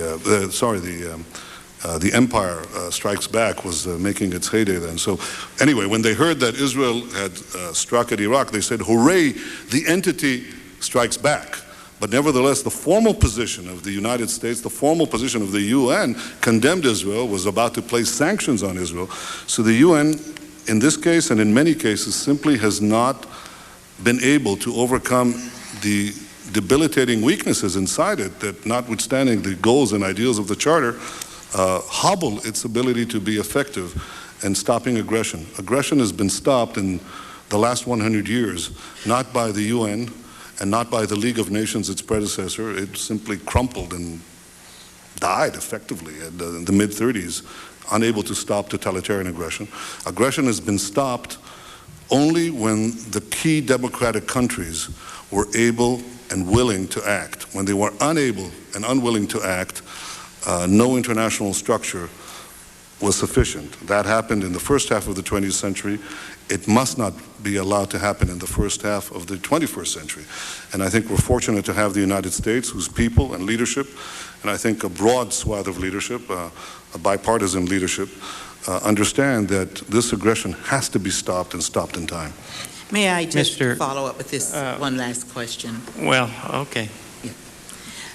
So that I might quote you accurately, are you saying that we are to circumvent the United Nations and not seek a legitimate process through the United Nations, but that the United States needs to go it alone?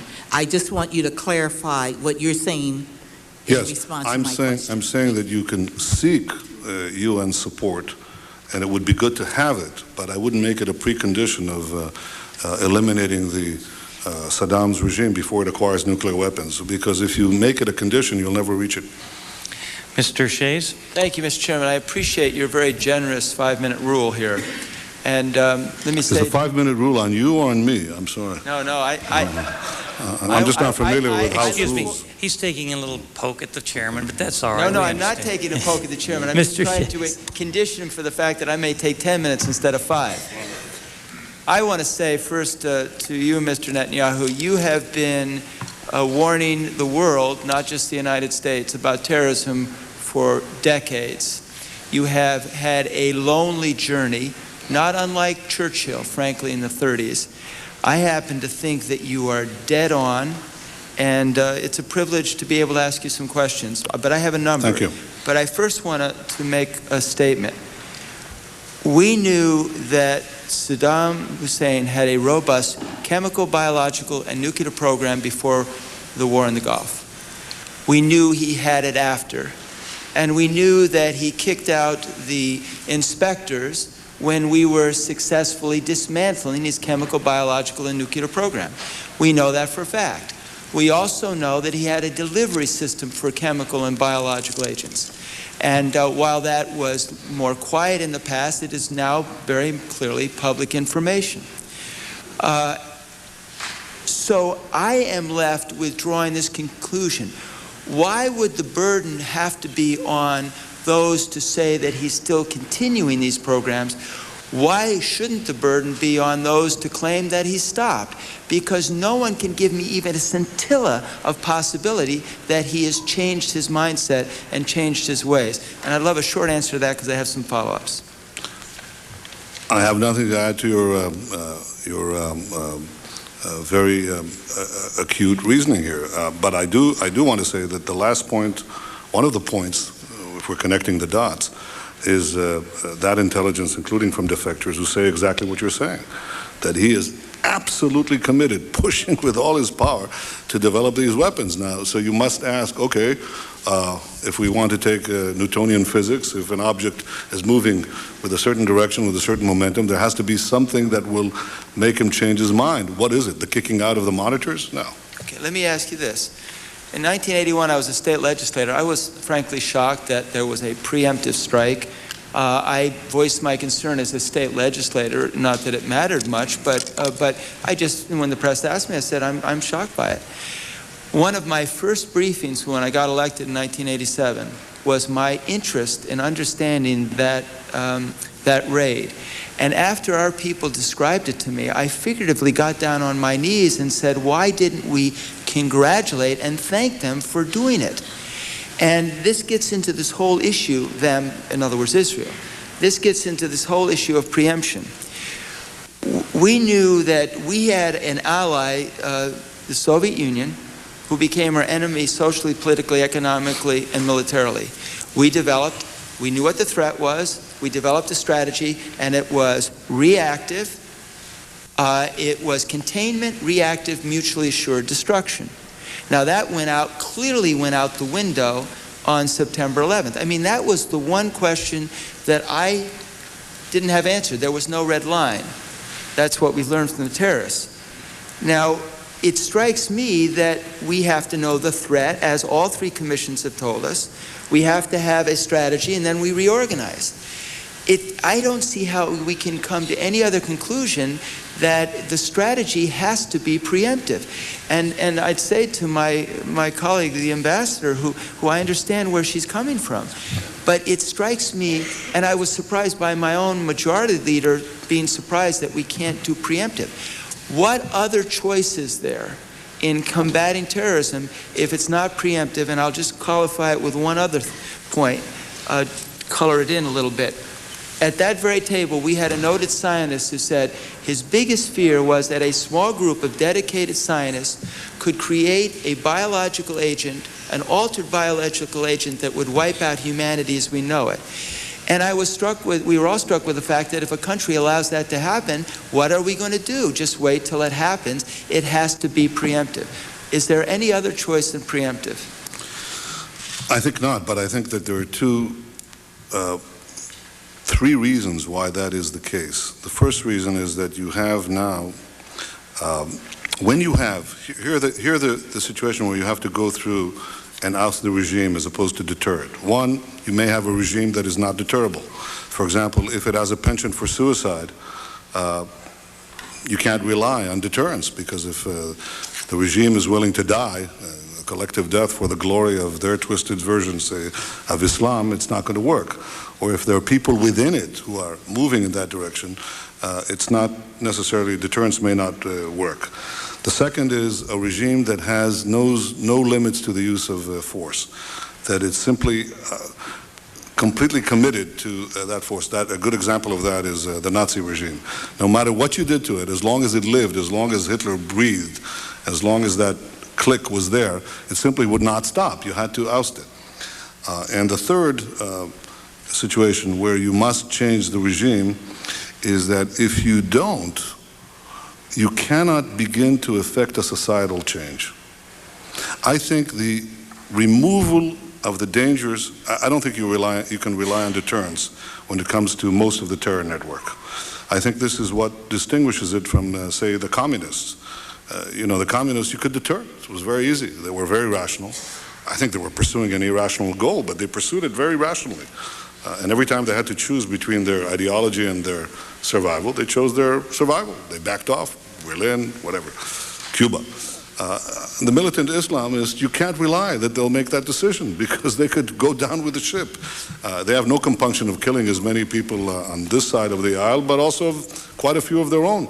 And therefore, you never heard of a communist suicide bomber, but militant Islam produces hordes of them. So when you have a regime, a system that is not susceptible to deterrence, you have no choice but to take it out. But what does taking it out mean? It means, and this is, I think, my answer to you, Congressman Shays, it means that you cannot just have regime removal. You really have to have regime change in the fundamental meaning of that word. You really have to start changing the mentality, the poison, toxified mentality that these regimes have put into the minds of millions, hundreds of millions.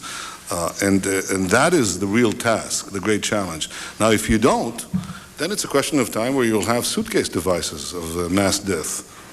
You can have biological devices, you can have nuclear devices. It's just a question of time. Let me just And ask. so the ultimate protection, and I come back to the example of Germany, the ultimate protection that you won't have a new Hitlerism, is the ventilation of German society by democracy. The long-term protection, and it's not foolproof and it's not hermetic, but we have to try, is once the regimes are ousted, it's to begin the process of democratization in these places which harbor this militancy today. Let me just ask one other area here, and it does strike me that based on your testimony that preemption is required somewhere, but if you have a preemptive strike in one place, it may result in not needing a preemptive strike elsewhere. But I want to ask you about Abu Nidal Mr. Netanyahu, Abu Nidal in Baghdad. I'm struck by the fact that, in a sense, Saddam was trying to destroy the evidence. I mean, he's one of the most vicious terrorists. And I'm struck by the fact that Osama bin Laden, what he did was he united terrorists. there wasn't just one type of terrorist from one country in Afghanistan. He brought them all together. There was a network. And I'm just interested to know your feeling about that so-called suicide. Is it possible that Saddam was basically trying to destroy any evidence that somehow he is protecting terrorists and giving us then legitimacy in going in? It's possible, but I can't tell you about that specific case. But I can tell you that the terrorists and the terror regimes, they're all connected, sometimes loosely, sometimes tightly. For example, you know that Osama bin Laden, first of all, enjoyed a domicile in Afghanistan. Actually, he moved from Afghanistan, from the Sudan to Afghanistan. He has to have a place. Okay. Once he had that place, he moved from there, for example, to Lebanon, where he had meetings with Hezbollah, who were tied in with Palestinian terrorists. So he was also talking bin Laden. The key point that he had a network, and he Yes.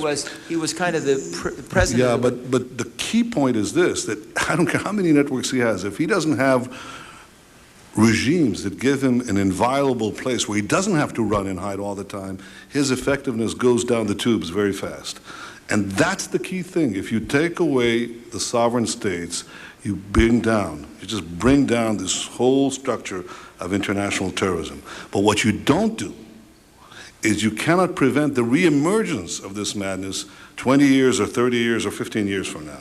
You cannot, the only way you can do that is by making sure that when you bring down the regime, instead of replacing one dictator with another, you begin a different process that is taking place around the world, everywhere, except there. Everywhere you have democracy sweeping the world. Everywhere you have the United States pressing for democratization. And it's been a spectacular success. I mean, the whole world is democratized. You've democratized Latin America, and if anyone veers there, you go down gangbusters on them. Russia is democratized. You're seeking human rights and democratization in China. You're South Africa, Mongolia, Albania. Everybody's democratizing, except this one area. This one area remains, and it's a big one, with these poisonous regimes in there, remains untouched. And in the gurgling cauldron of this mad zealotry are brewing the new bin Ladens, the new suicide bombers from the Arafats and the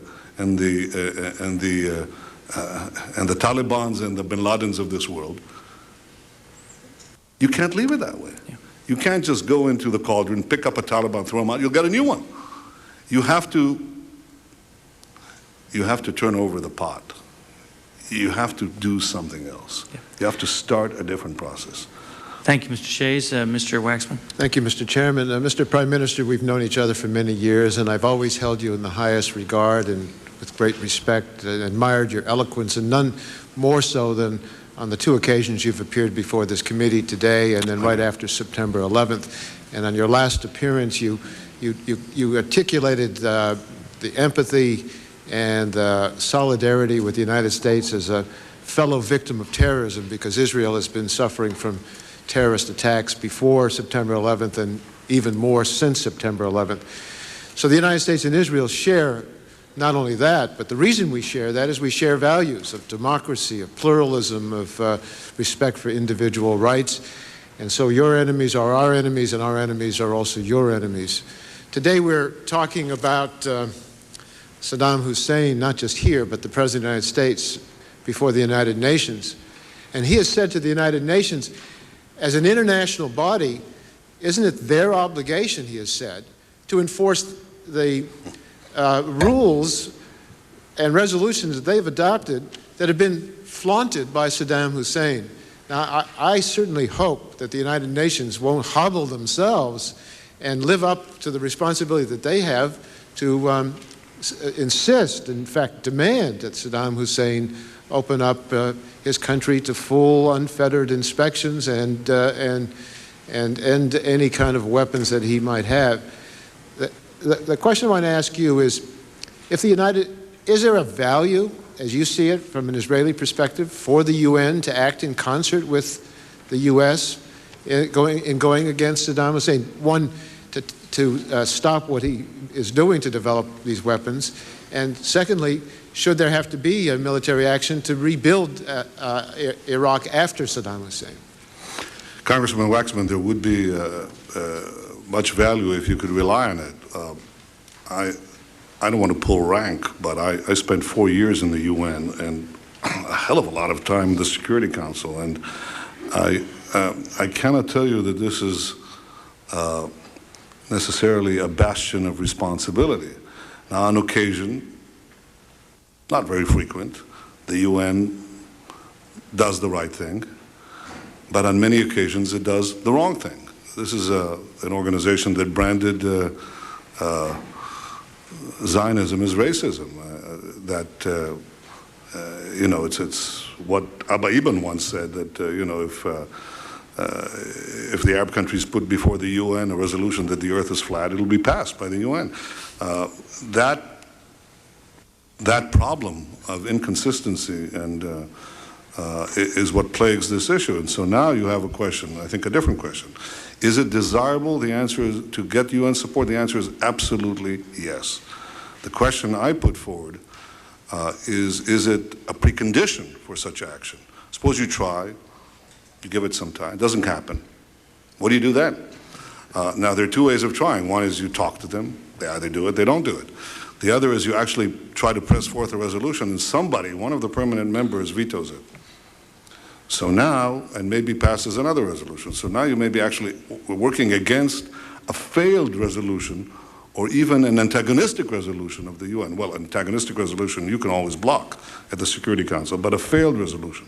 Well, I want to certainly say that if the United Nations doesn't live up to its responsibilities, that shouldn't preclude the United States from living up to its responsibility. I fully agree with you. And then the question is what actions we should take. And the President has argued that we need a regime change in Iraq because Saddam Hussein is clear in his motives to want to dominate the Middle East and particularly the oil wealth by virtue of having a nuclear bomb, which he's actively working to achieve. Now, you said one of the reasons Israel is so concerned about all of this is, you know, there are things that happen if you do take action, and things that happen if you don't. Israel will, everyone expects, be the victim of Saddam Hussein's last gasps to stay in power. And you argue that the U.S. should be working with Israel to deal with that circumstance should it happen. I absolutely agree that it's essential that the United States and Israel work closely in concert, as we have in the past and we need to in the future, to deal with terrorism and then, God forbid, any kind of use of weapons of mass destruction short of nuclear weapons by Saddam Hussein. But let me examine this, a couple things that have been thrown out in the debate here in the United States. Some people have said, if we go after Saddam Hussein, it's diverting us from the war on terrorism. How do you answer that? I don't think so. I think it helps you enormously because in the mindset of the terrorists and the people they wish to recruit, there is a common front of, as I said, of a handful of states and actually not a much larger number of organizations. So if you start taking them one by one, taking them on, deterring some, destroying others, you are sending a message to the entire terror network. I would put it just as a victory for terrorism anywhere, in any part of the terror network, emboldens the entire network. A defeat of any part of the terror network discourages the entire network and makes it lose its head of steam. It's exactly opposite the advice that I suppose you're hearing from some, that if you take action, you'll inflame more militancy and more terrorism. My experience has been the exact opposite. The exact opposite. You might have an exchange for a while of blows and counter blows, but if you're persistent and you're applying your power concertedly and consistently, you'll douse the flames. Is douse to dampen? Yes, yes. You'll douse the flames. My English is rusty, you know, Henry. Let me ask you another question about what is being talked about, and then in this doctrine of preemptive action. Some people have said preemptive action is appropriate if there's an imminent threat, but the President today said at the United States that he's worried about the gathering danger. He didn't say an imminent threat, but the gathering danger. Now, how do we decide when preemptive action is appropriate. Saddam Hussein's working on weapons of mass destruction, so is Iran. Syria is much more active in helping Hezbollah and Hamas as part of the terrorist network. We follow this doctrine of preemptive action beyond Saddam Hussein? Do all of these countries merit preemptive action by us, and how do we distinguish? Probably not because they don't merit it in moral terms, but because you won't need it. I think the first question you ask is how imminent is it? Look, do you want to wait and find out? The answer is no. You've had what I called here the wake-up call from hell, but you don't have to wait until hell rushes you and beats you in the face. It already has, in effect. So the question of time, I think, the sooner the better. But now the question is, when you choose a target, I think Iraq brings two things, a confluence of two things. One, it is sufficiently important in this network to have a tremendous effect. If it collapses, it'll have a beneficial seismic effect, quite the contrary of what is being described. And the second thing is that it happens to be one of the two, now as we learn, one of the three regimes that is racing to build nuclear weapons. So you get two birds with one stone. You knock out a main developer of nuclear arms in the terror network, and you also send reverberations across the network. So if I had to choose, yes, I would choose that. Is Iran less dangerous? No. Is it more dangerous? Maybe. Certainly not less dangerous. But would I counsel necessarily a preemptive strike on Iran? I'm not sure. I wouldn't. I would be very careful about that. I think that there is a great deal of possibility of internal processes of change in Iran that simply do not exist in Saddam Hussein. You remember that at the end of the Gulf War, there was an assumption in the quarters of the American government that having been dealt this blow without regime change, without bringing him down, that there would be an internal revolt, so to speak, in Iraq. But this was wishful thinking, because Iraq simply is a police state without any ability to foment the kind of process that occurred, in fact, in Iran in the downfall of the Shah. Iran has that ability, and therefore, you shouldn't apply force. I'll say this: you shouldn't apply force indiscriminately. I'm certainly for the application of force against Palestinian terrorism, against Iraq, and so on. But I think that force should be applied judiciously. That is, it should be applied with great resolution, with great force. But at that part of the, at that part of the front, so to speak, where you'll get maximum effect. And I think this is the case with Iraq. This is why the relevant question is not whether the others merit punishment, but where the application of force would do the most good. And that is what I think we're discussing here. Thank you very much. You've given us testimony that will help us think through these very difficult issues, and it's been very, very helpful. Thank you very much. Thank you. Thank you, Mr. Waxman. Mr. Lantos.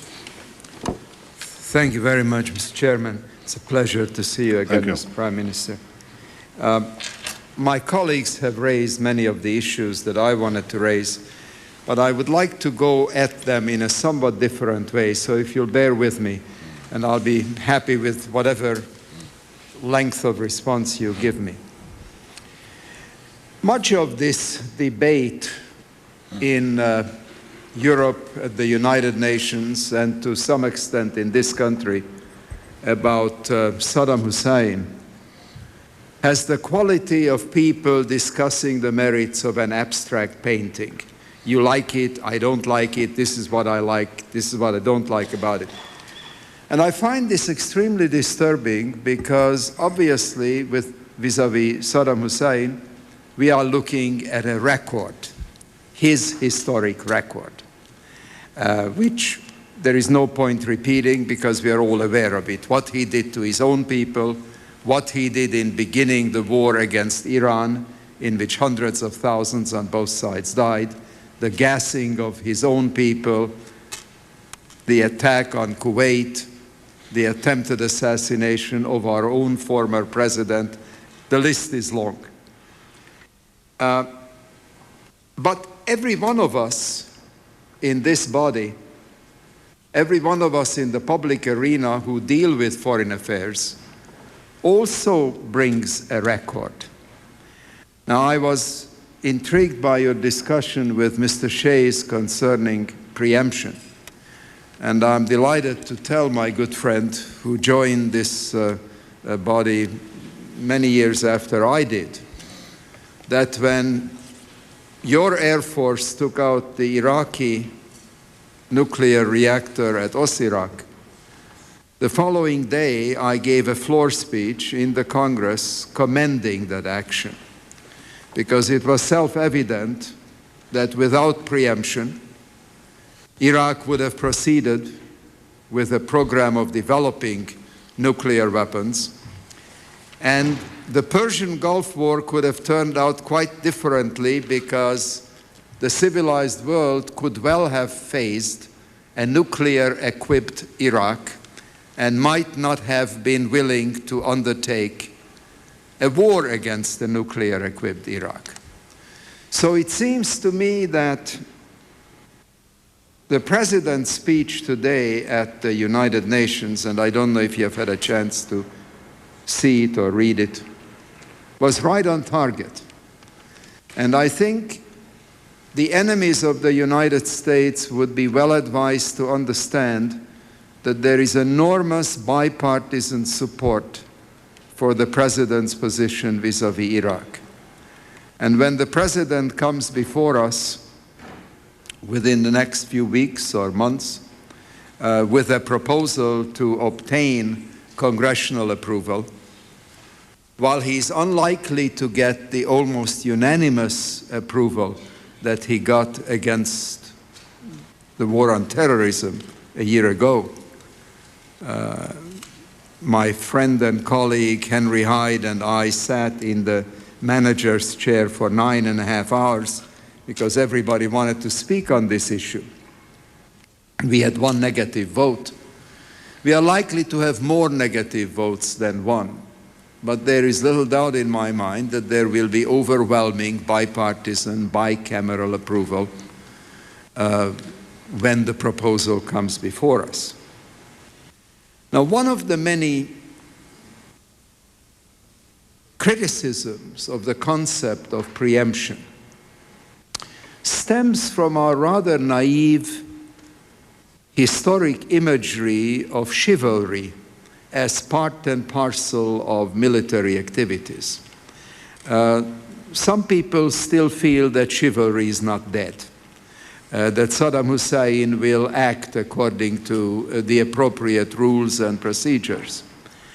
And it is so self-evident to even the most superficial observer of recent history that it is only his capability or lack of it which prevents him from striking out with whatever force he has. So the notion of preemption is not just an option. It is mandated by the nature of this new enemy. This is a new kind of enemy. And to apply the rules of 17th century chivalry to the regime of Saddam Hussein, to me, appears to be absurd. I would like to ask you to comment, if you would, about the public views and private views of many Arab leaders that has been commented on in the media. But perhaps those of us who occasionally or frequently meet with Arab leaders are personally exposed to this profound dichotomy, a totally different private view of a possible strike against Iraq and an utterly divergent public view. First of all, do you agree that that is in fact what is happening? That many of the Arab leaders are really telling totally different stories in private and in public. In private, they are saying, go to it. We can hardly wait to get rid of him. We will be supportive in whatever way we can, but publicly denouncing this possible action. The second thing I would be grateful if you could comment on is a chronological question. Some of the opponents of regime change in Iraq argue that it may not be too difficult to change the regime in Iraq in a military sense, not a cakewalk, but not overwhelmingly difficult.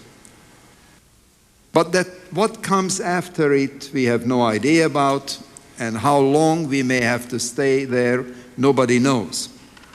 I'm puzzled by these objections because when North Korea attacked South Korea and almost took over the whole country, the South Koreans were able to maintain a small perimeter around the port city of Pusan. And now we are back to the 38th parallel. We have been there for almost a half a century. And the question to be asked is, would we prefer a communist North Korea regime-controlled Korean peninsula to this very long-term commitment that we had to make? It is costly, it is cumbersome, we don't like it. But it seems to me it is infinitely preferable to have at least half of the peninsula today free and open and democratic and pro-Western than to have the regime in the north run this whole Korean peninsula. My view is that whether we are talking about the Cold War, which lasted 2 generations, or military involvement in Korea, which is now into its 3rd generation, aren't long-term rational commitments of our resources preferable to accepting extreme, fanatical, irrational regimes developing weapons of mass destruction as the alternative?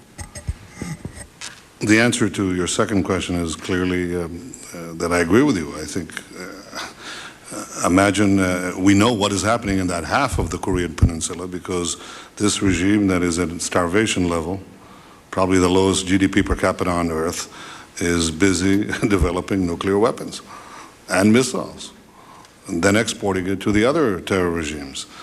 So there is something developing, Congressman Lantos, which I think certainly has developed in my thinking. I'm a Kantian, as you could see by references to Kant, and Kant basically said 200 years ago that the way to secure world peace, in this great essay that he wrote, Perpetual Peace, he said the only way to do it is to distinguish between democracies and dictatorships, understand that whereas democracies tend towards peace because they reflect the will of the majority, dictatorships tend towards war because a dictator gets to be a dictator by practicing aggression against his own people, so he'll do it to others too.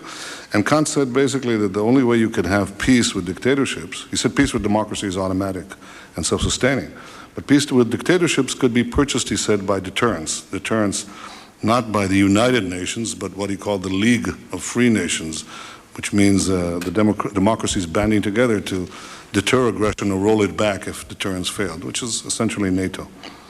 What didn't happen, opposite Germany, happened vis-a-vis a far greater dictatorship of a much more powerful dictatorship of Soviet Russia, and it worked, a cold peace. We call it a Cold War, but it was a cold peace, a peace of deterrence. I've come to the conclusion that faced with these types of regimes who may be undeterrable, there really is, in the long run, only one kind of peace. That is the peace of democracies, or if you will, the peace of democratization. Because if you have these territories in which madness rules, in which they develop botulisms that they'll put in Manhattan or Washington, or suitcase nuclear devices that they'll detonate in the cities of the West, that you not nearly only have to preempt and oust these regimes, but you really have to begin this process of democratization. So I think Kant was right for 2 centuries, but I think in the 21st century we may have to go back to a democratic peace, period. I think this relates to your question, are we willing to pay the price? Well, I think freedom has its price, and our security has its price. I tend to think that the American people, I tend to agree with you from my visits to the United States and even my talk in the corridors of Congress. I think there's a solid majority who understand that action must be taken, sometimes with a shorter time horizon and sometimes with a longer time horizon, both going back and going forward on the need to secure our world. But I think, yes, you have to pay the price of freedom. On the question of the private and public opinions of Arab leaders, it's well known that not only on this issue, but on many issues, there is a divergence simply because there isn't pluralism in Arab public political life. There is a party line that is enhanced and enforced by a collection of dictatorships usually, and so people don't deviate from it. In the case, however, of Saddam, I see the following. I see something somewhat different than this dualism.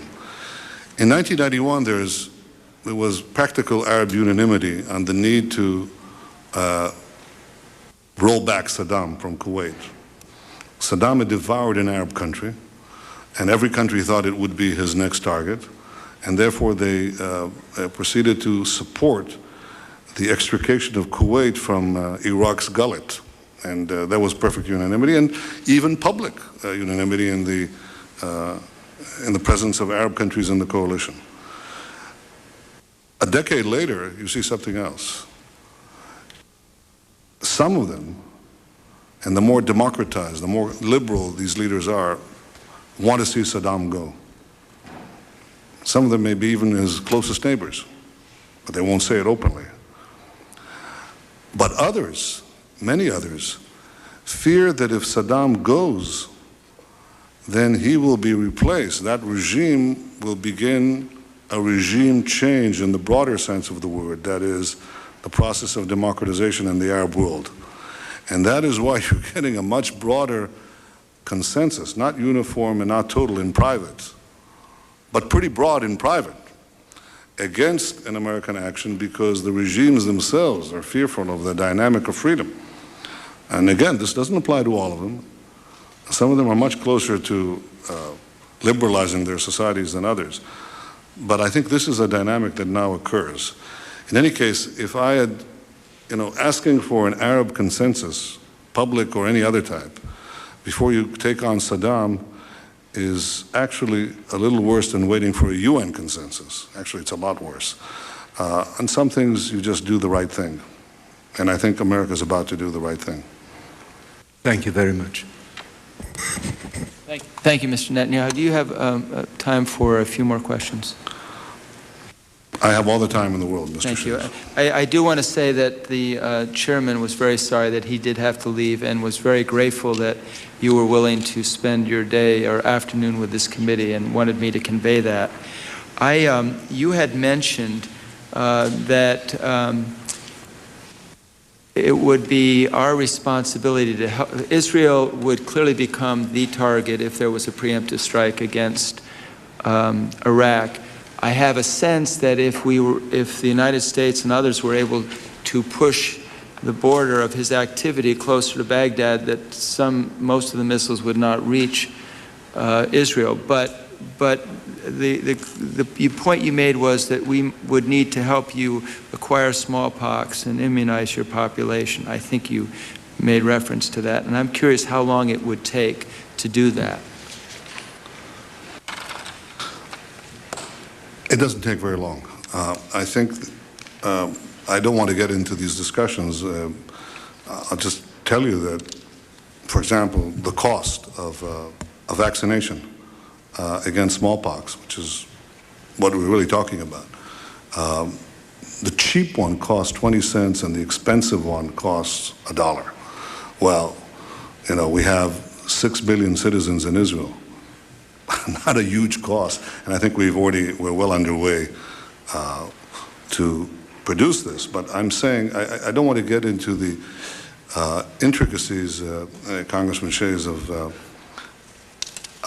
the precise way of allocating vaccines and guess- other devices. I But I guess- want to say, and I want to do stress the principle once again, and I thank you for again bringing it up.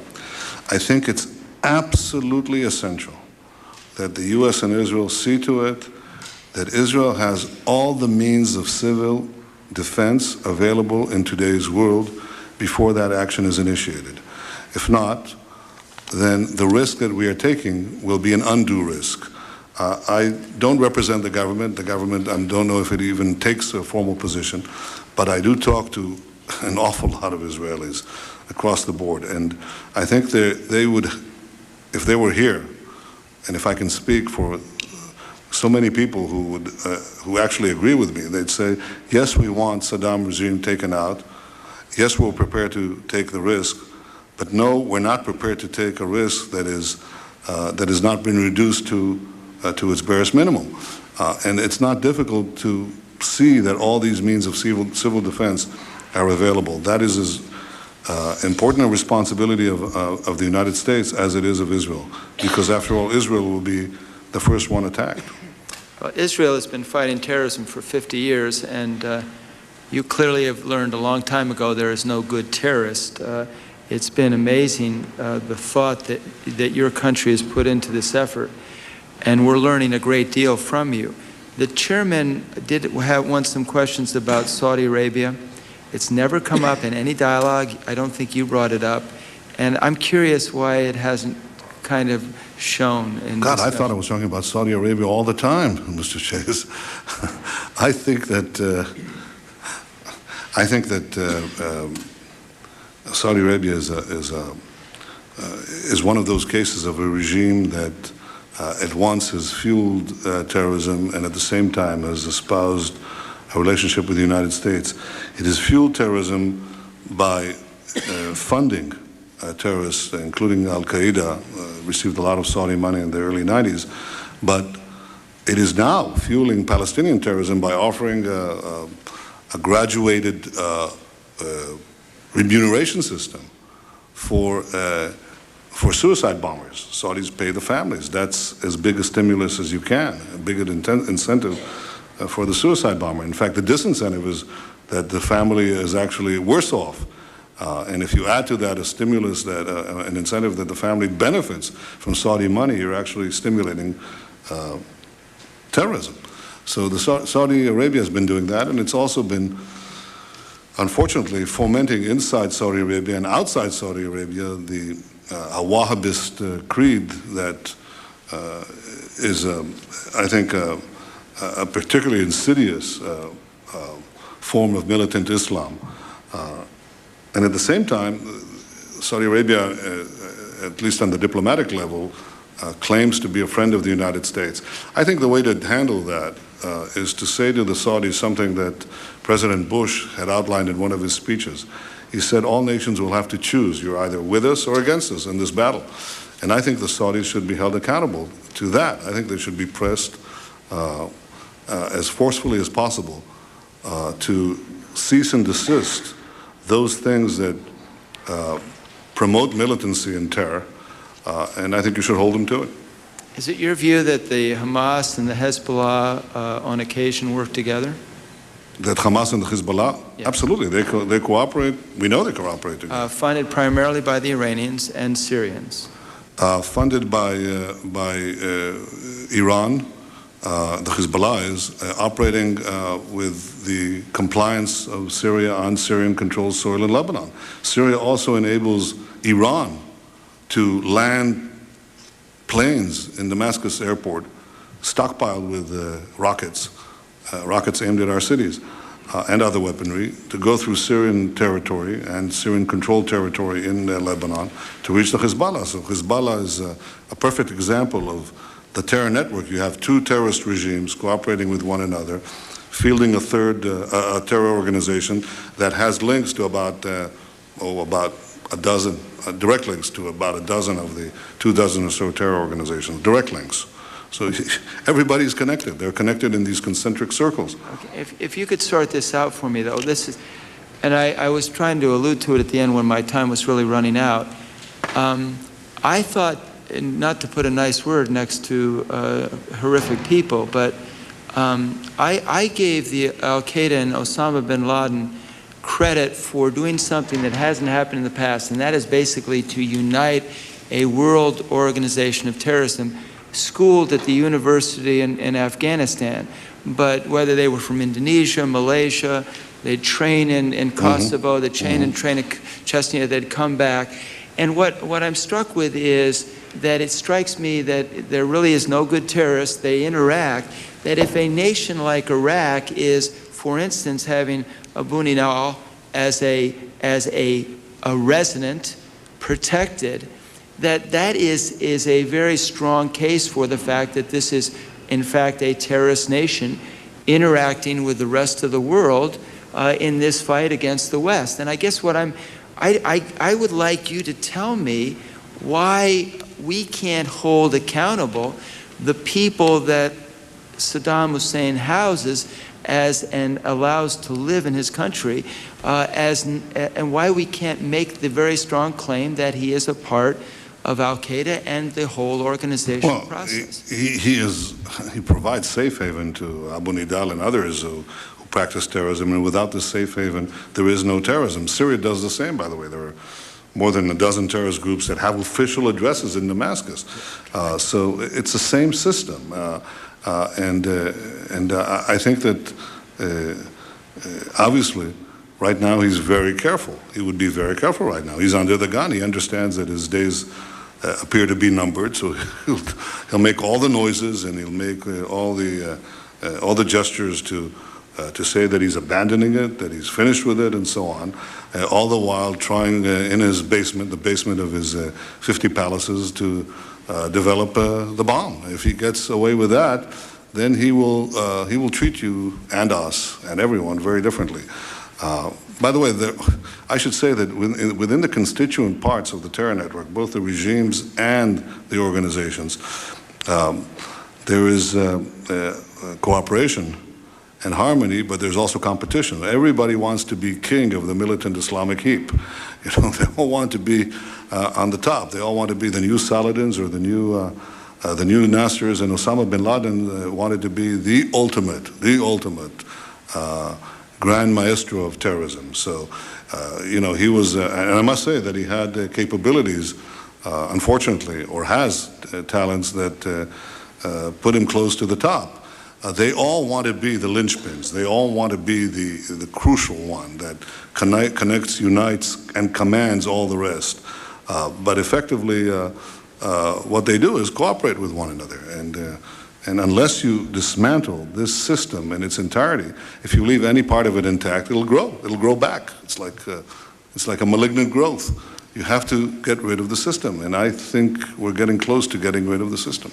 Before we adjourn, is there anything else you want put on this congressional record? I want to thank you and Mr. Shays, and thank Congressman Burton, and thank, first of all, thank Congressman Lantos for the degree of his patience, and also for all of your discerning comments. I think that today was another expression of the strength of this country and the strength of democracy. Nations, democracies don't go to war easily, and they usually debate and argue before they do. Sometimes they have to be bombed into going to war. In fact, that's what happened in World War II. All of Europe had been conquered. You had to, America was actually bombed in Pearl Harbor, and that was a pivotal event that opened the eyes of Americans. And once their eyes were opened, they gathered the power that is available in this great free nation, and the result was preordained. I think in a similar way, the bombing of September 11th opened the eyes of Americans to see the great conflict and the great danger that faces us. And once opened, then the overpowering will of the majority of the people of the United States, of the steamroller, is inexorably moving to decide this battle. I think this was called by Congressman Lantos a hinge of history, and it is exactly that. It is a hinge of history. And 1 year later, I can come here and say that history is moving in the right direction, that had America not woken up, had America not mobilized its action, had it not if it had not had the courageous leadership of President Bush, then I wouldn't be able to say that I'm confident today. But I am saying that I believe that the war on terror is going in the right direction, and that I'm confident that if we pursue this direction, then we will achieve victory. And victory is victory for America, and victory for Israel, and victory for Britain, and victory for all the democracies, however vacillating and however reluctant their governments are. This is a victory for all free societies, and I'm sure it will be achieved. Thank you. I would just conclude by saying it's going to be a very interesting debate because even in my district, the phone calls against preemptive action is basically 40-1 against it. So it's going to be interesting to see how this plays out. And just on a lighter note, you mentioned television, and one of your colleagues, Foreign Minister Perez, said television makes dictators impossible, and then he went on to say it makes democracy intolerable. I'd agree with that part of Mr. Perez's statement. Have a good day. Thank you. Thank you very much. This hearing is adjourned.